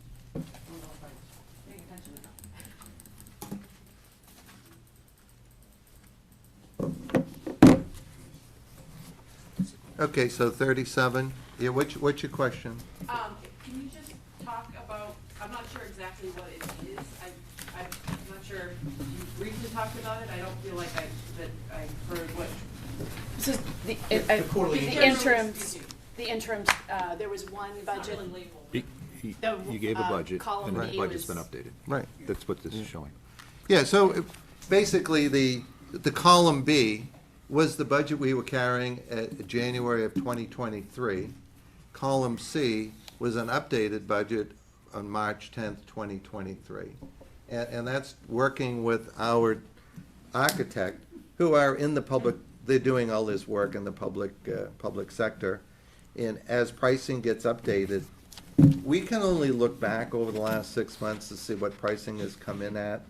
Because we can't predict what pricing is going to be in the public bid process in November.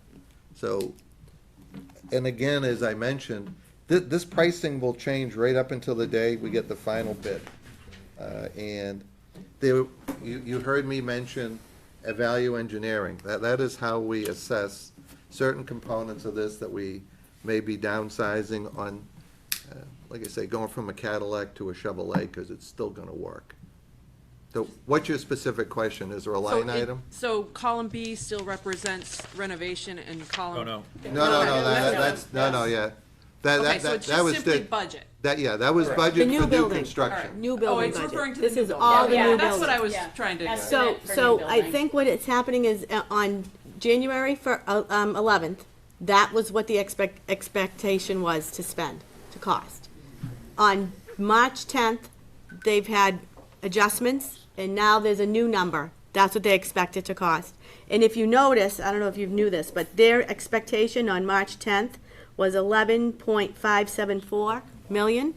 If you look, this is the number that we took to the as an article on town meeting, but I upped it 11 to 775 so that the town meeting cannot exceed 11,775, because if town meeting approves 11.775, and let's just say the project comes in at 12 million or 13 million dollars when it goes out to bid, we have to go back to town meeting. The town cannot spend any more money than town meeting appropriates. So town meeting is a legislative body.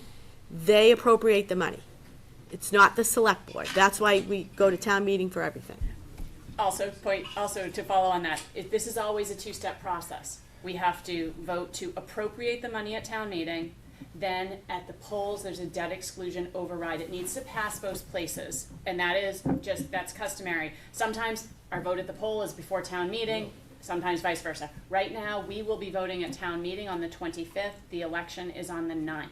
If this fails at either place, this process does not go forward. That happened It has to pass twice. By the way, that happened in 2016. going back into the Wayback Machine. In 2017, the January, back here. 2016, there was a move and it passed at town meeting, but it failed at the polls, which is why that plan did not go forward, why we ended up later going down. So every time, two-step process, gotta get it right. And that's gonna be the same too, for Triton, for Whittier, all of these things, anything that's a debt exclusion. Town meeting, polls, both have to pass, otherwise it goes down the road. Let me ask you a question. Were you really thinking of slide number 36, which gave you the renovations? No, I just wasn't sure if Oh, you okay. were referring to the new building. Yeah. That's all it wasn't 37 like- was new. Yeah. It was just the difference between, in 3 Yeah, months. That explains Yeah. the increase. Okay. Are there any other questions? Come on up. Well, Yep.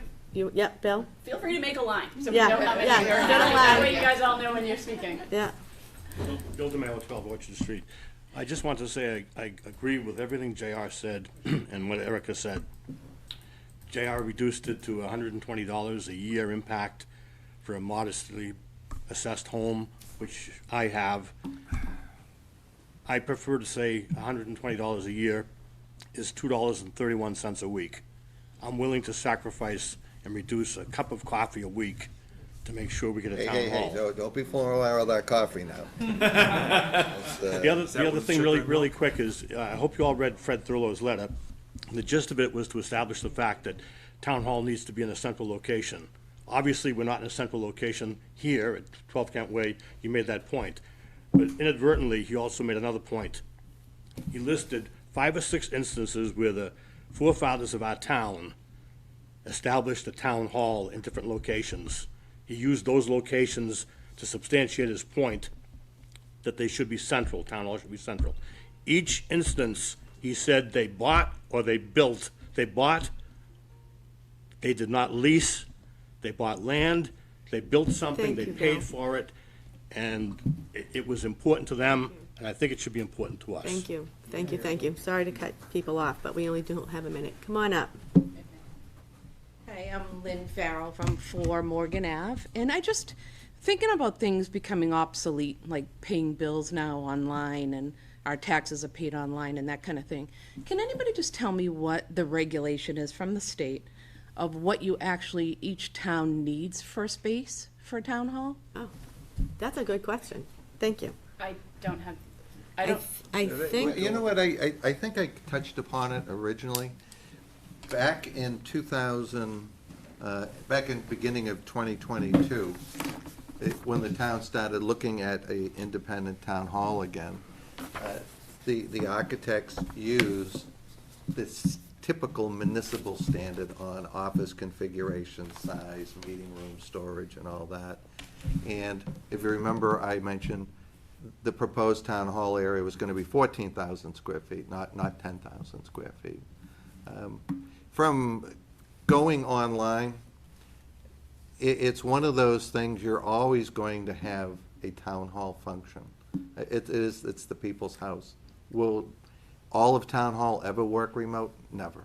It just won't happen. Also, I mean, we're blessed with being able to meet a committee, you know, as volunteers, we can still meet remotely. For now. For now. But you can't. But we have- have to anticipate that, that we have to have space when this You happens. can't have certain employees working remotely from home that are accessing public records and documents. I just wonder if it Yeah, could be yeah, half it- the space of what we're talking about. I'm just thinking of the future. That's it. We do know, because I will say, because the Finance Committee did ask this as well of Tracy, as to how many town employees are working remotely. Everyone is back. There is no function of remote here. This office, the offices are open the same number of hours as they were pre-pandemic. Some of the things that we do that we are fortunate to be able to do online as citizens still have to be administered by the people who work for the town during business hours here. So we might have be able to go and buy our parking pass, but it actually gets sent out from here to the end users, even though the money is paid online. So there's some parts of it that we're seeing efficiencies, but other places it really hasn't changed. I'd just love to see if there's a state guidance around it. you So know, there is a few state guidance. One of them is we need to have a vault, and it has to be a certain size. Which is small, yeah. We need to provide storage for certain things. I know Bob mentioned vital records, but there's also election laws. Our ballots and stuff have to be held in a safe location. There is state laws pertaining to office buildings, sprinklers, the amount of headspace you're allowed to have, the size of habitable space a person can occupy. There's all those kinds of laws.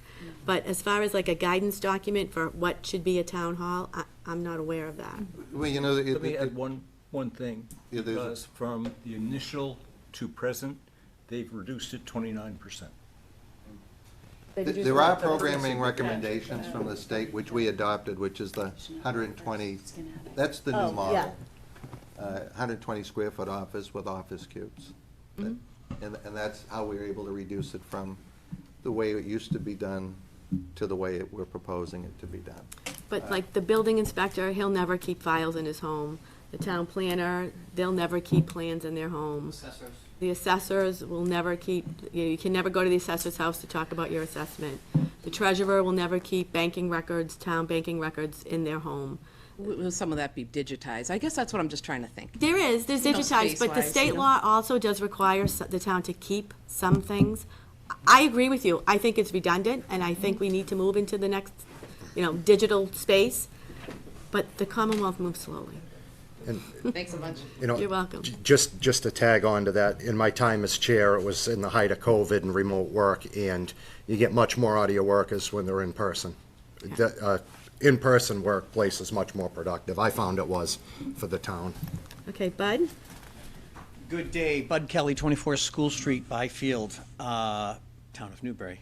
Wanted to just share perspective. I have been on the board for 27 years, I think, 26, something like that. And I will share as a point of reference as well. We went from a one-person office and a board of 3 that we were only in there once a week, and the one person in our office was managing things. And now it is absolutely 2 full people because of the requirements that the state makes us file, the reporting, and the accuracy that needs to be maintained. So as a point of reference, I think it's fantastic that you looked at the model and scaled it down and looked at how many hours a person was actually in the office to make those decisions. And I thought that all the floor plans looked fantastic. Meeting rooms. I remember being in town hall, you couldn't even find a place you had to go outside to have a private conversation. That's what happens here now. Yeah. So anyways, I applaud you. Fantastic work. Thank you so much for your efforts. Thank I have you. no questions. Thank you. Alicia? Yes? You know, when we look back, we've been at this since that 2004 period of time. And part of the conceptual thinking back then was to build a municipal complex, which as I look back now, and it would have been a good move. But inherent within that municipal complex thought was the fact that if we chose not to do it, we were going to sequence these buildings in the future.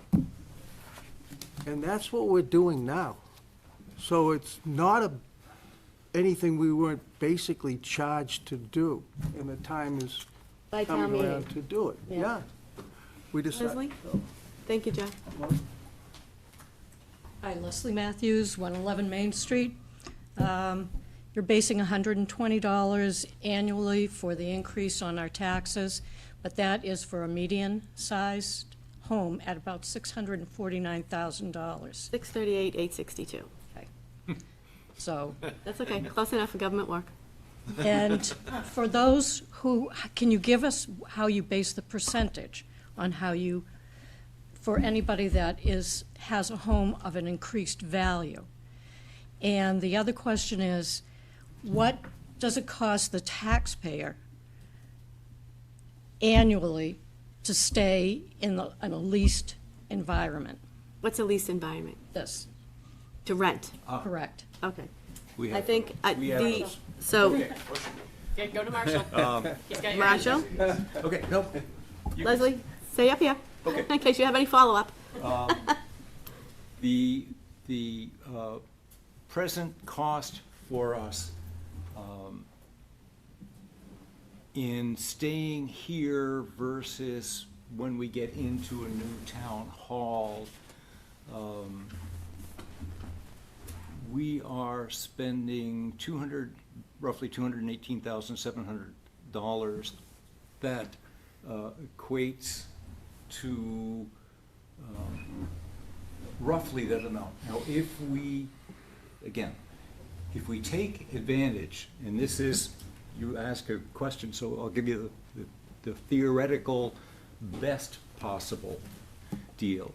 With a 5% bond rating,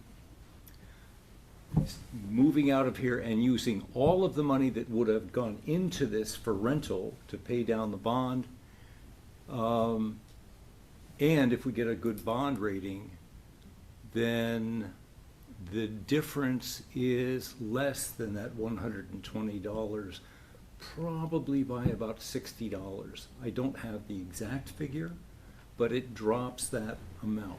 We have not, because we wanted to take, and when I did the figures, I wanted to take an apples to apples approach, which is where we came up with the higher cost.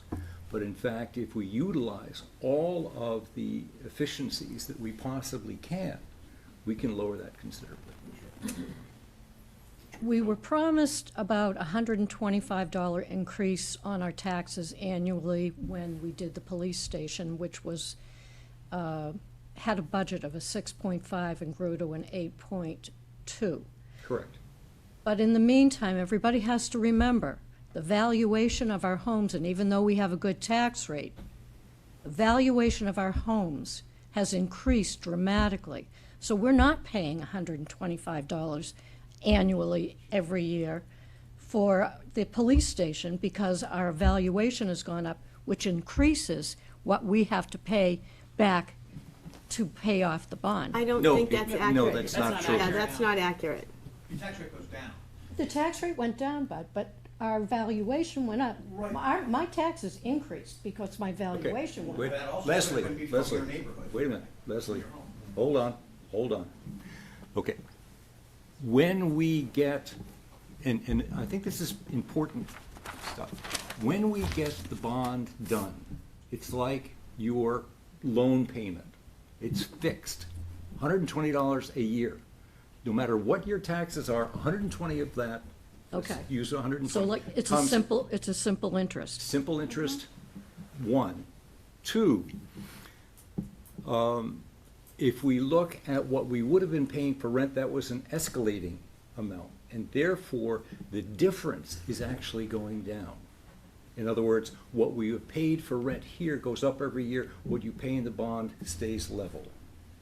And should we be clever enough to plan well, we can also if we get lower interest rates, we can refinance that and lower it further. We always look at that. We've done that in the past. And we also can allocate monies and pay down debt, the debt service. You can, like Yeah, putting, we can pay down the principal. pay down the So- principal on so your we- mortgage. We're looking at really hard, believe me, really hard at making this the most affordable way we can do it. And certainly, when somebody says, you know, you're gonna be $125 a year for the next 30 years or less, that's it.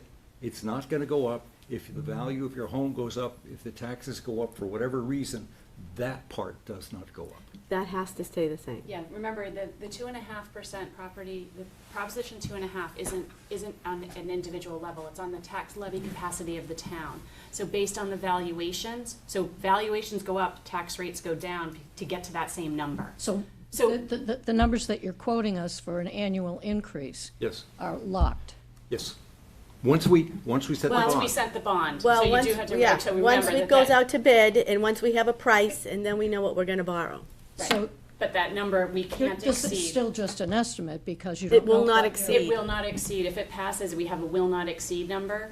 Okay. So that, again, is also there. And the plan is to use, and when you, the motion, another thing I think everybody get a refresher at town meeting too.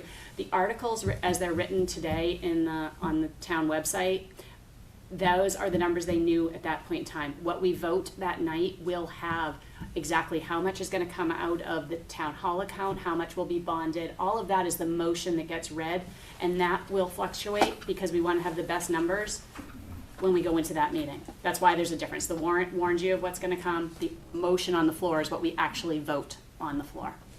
Leslie, you asked a question too on, we're saying it's $120 for a $600,000 house. Rule of thumb, it's $20 per 100,000 value. So if your house is $1 million assessed, it's gonna be a couple $100. And it's simple math like that. That would be the easiest way. It just makes it, you know, the explanation makes it easier for Yeah. people to understand No, and exactly right. digest. So, I think that's all I have. Unless- Thank you, Leslie. To Bill's Something point, else it's a comes up. Starbucks cup of coffee. Thank you. I have a gift card. Thank you, Leslie.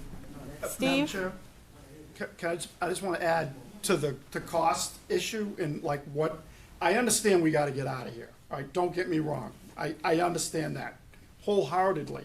But we can't forget the $5 million or so that the town has already invested into this building. That, you know, when you want to compare like apples to apples or apples to oranges, you need to remember that we've already put $5 million of our money into the project, plus the $120 a month.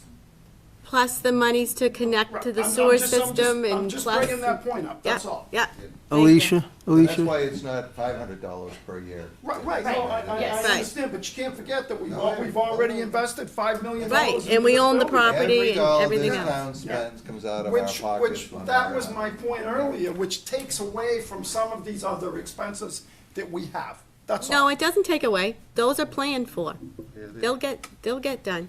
And what Dana just said to me is that collateral damage that goes along with having to improve property you don't own.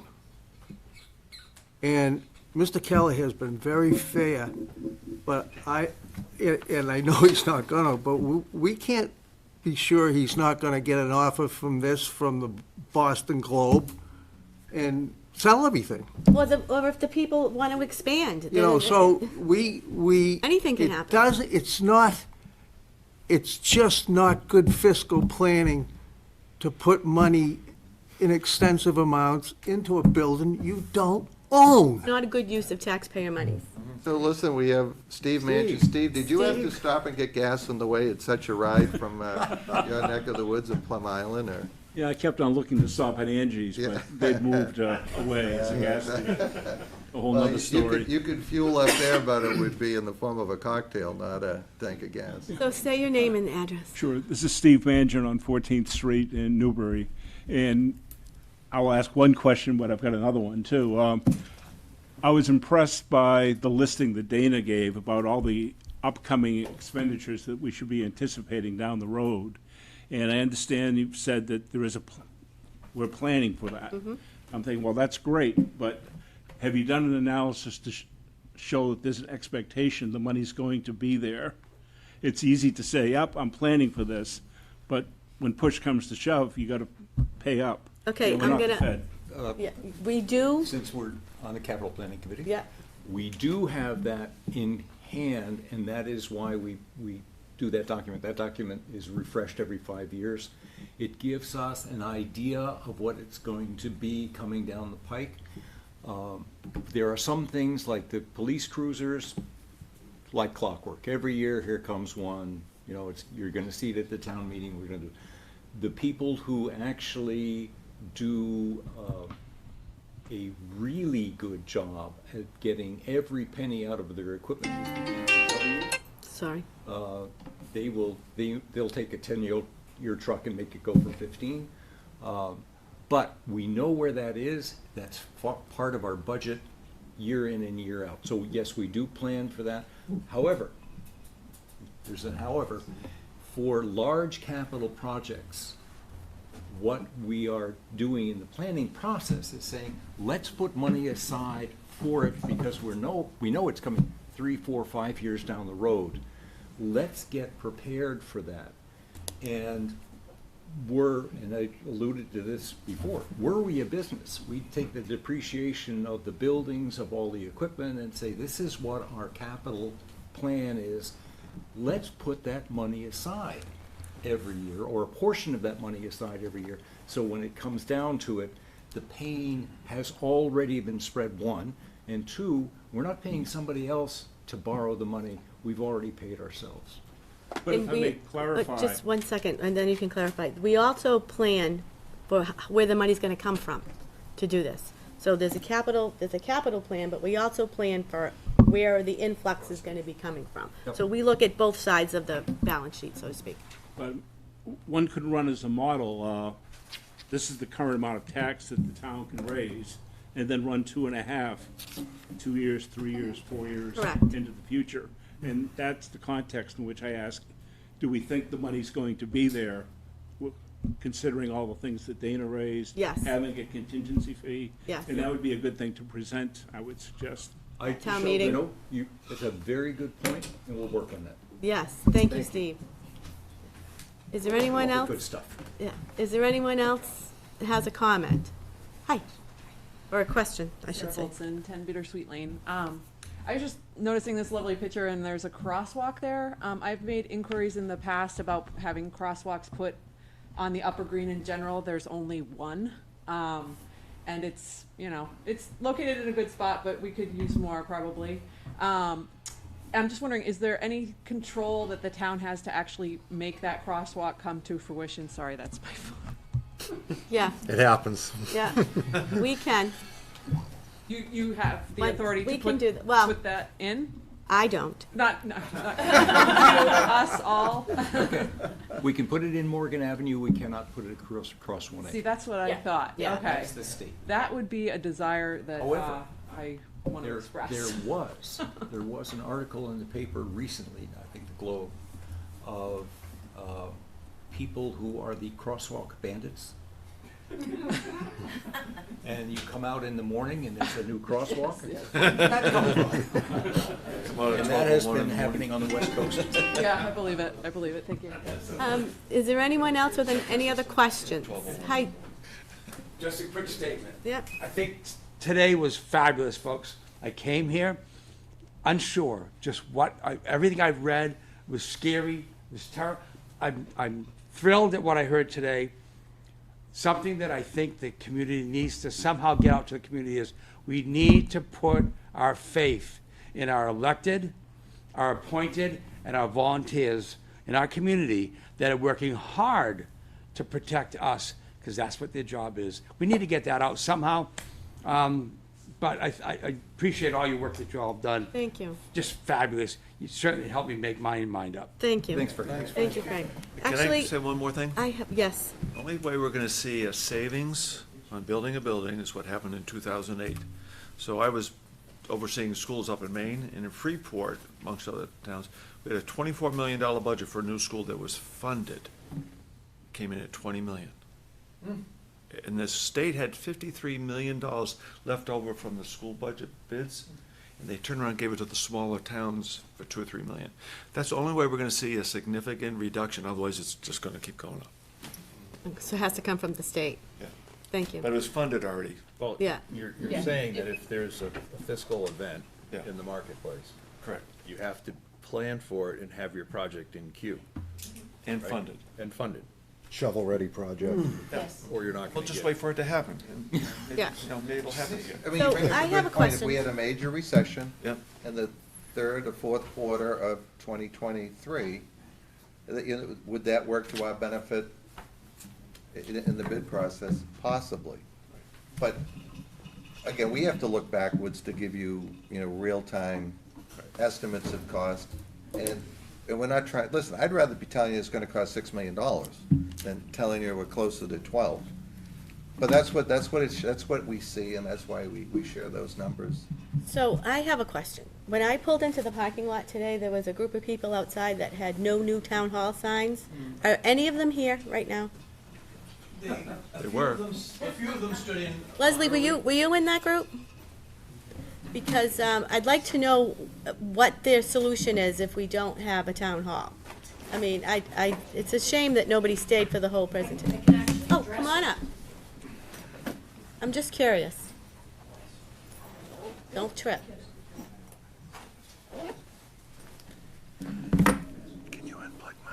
Concern that they have is the size of the building and the location, that it will detract from, be a detraction instead of an improvement. So no And new. the other thing is, they're concerned about the price tag as well, because it seems, every time you hear what the price is, it seems to be growing modestly, but it's still growing. So do you think that today's presentation answered any of those questions, or? I think it probably answered some of the questions, but I don't know if, I couldn't say for sure how, I can't predict how people are gonna think. It's unfortunate they chose to hang out in the parking lot instead of coming in for information. I wish they had come in for Most information of and them asked came in. questions. I hope There's that- I nobody hope here that, now. I hope that this is being recorded, live streamed. No, most came in. So I think that would be great and it would be a good investment of anyone's time who wants to know and No, understand and- the space, the and right size. As with every meeting that's held, that I feel that people need to get information. Myself, I watch as many as I can from every department, just to kind of bring myself up to speed on what's actually going on. But I will put the word out. You got to watch this. Thank you. I've already been passing that around in the audience. Hopefully by tomorrow or Monday, of course, it's a holiday, but we don't know. Thank you. Tuesday at the latest. Thank you. But I think it's informational. Yeah. The only thing I have to say about today's presentation, even though I can see the screen, we couldn't see. The numbers?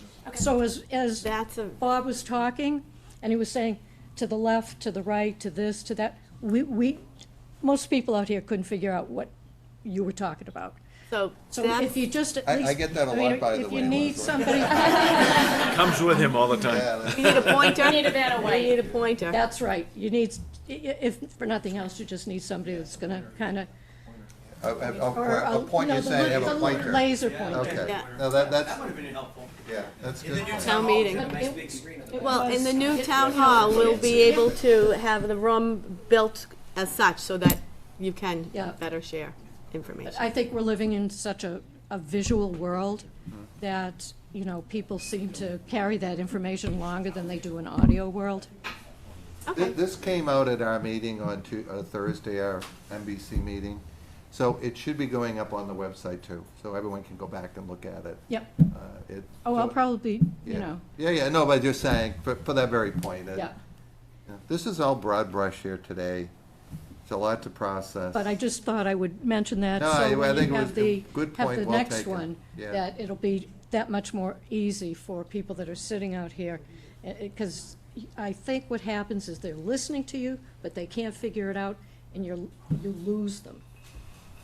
Because they can't figure out what you're referring to. It's a complex project that you're Yeah. trying to simplify, and we have to keep getting better at it, that's all.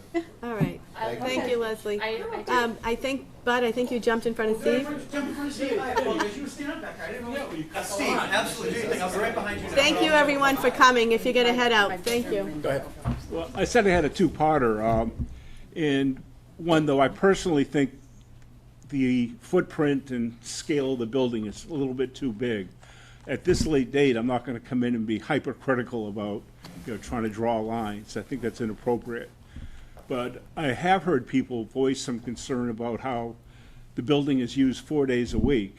And something I guess I'd put to the select board is maybe it's time to think about going back to more of a 5-day-a-week operation so that people can come in on Fridays as well and take care of town business. That'd be a more effective utilization of the building and not have it just sitting there typically 3 days weekend. So just a suggestion, again, beyond the scope of this particular meeting, but It's a question that's been asked, in the wisdom, I forget when we went to a 4-day week, but it was being open on Tuesday nights afforded people to come in after work, which is, I mean, most of us during the day. It's like a post office being open 8 to 5 is useless to most of us, because we're working, or we're traveling, so. Most towns do a one evening and Friday off or half a day Friday. So I think that's how they do it. It's not unique to Newbury. or even half a day Friday. But anyway, it's just something I No, would it's a good like to point. throw out for All right, consideration. thank you, Steve. Bud? I'll actually just because I was on the board when we did have Fridays, half days, and we close on Tuesday afternoon at the normal time and then reopen on Tuesday night for 2 hours. So it was the most bizarre thing, and then we switched to a long day on Tuesday and took Friday off the board. So I remember when it was 5 days, with partial days, but still offering that evening. Yep. My point for coming up was I happened to drive through Georgetown Center last night. My wife and I went out to Benson's for the first time for the season. All good, open on the weekends. And we went past Georgetown Town Hall again. And they're in a reno again. Prior to living in Byfield, moving 26 years ago, we were in Georgetown. That was where Steph and I spent the first 5 years of our marriage. So I remember when it got remodeled before. And in preparing for being here today, which, by the way, I'm supposed to be on my tractor right now, so I'm looking to get out of here, I'll simply share that I have now seen Georgetown remodel their town hall twice. And I can see why. It's got a great footprint and it's a big building. If we had the Yellow School, if we had Woodbridge, I could see this being a different conversation. Oh, absolutely. Oh, yeah. And I just want to Absolutely share some historical data there that I could that was what I was coming into this meeting thinking. If we only had one of those two buildings, we'd be probably having a different conversation. Topsfield did the same thing. Yeah, but I can tell you our current, having served on 25 High Street for the years that I have, it is great to have this as a possibility. Thank you. Thank you. I feel like I should walk up to the podium to say this. Erica Coles Jacobson, 7 South Pond Street. As a resident of Newbury, our house overlooks the police station, and we will be able to see this new building from our bedroom window, our first floor. I welcome it. I run by that building every day. I walk my dogs by it. I would love I second the crosswalk, just to slow the traffic down. I think this gives a vast improvement as a resident of, and someone who drives on Morgan Ave regularly. This is so much better than the cars pulling out backwards. So I see it. I think this group wouldn't put something that shouldn't be in that spot there. I trust them. I trust their design aesthetic much better than mine. But as someone who lives in the neighborhood, I'd welcome this. Thank you. All right, everyone. I'll entertain a motion to close. Why don't we do this next week? Yeah, we'll do it again next week. What did he say? I'll entertain a motion to close. Motion to close. Second, all in favor? All in favor? Second, aye.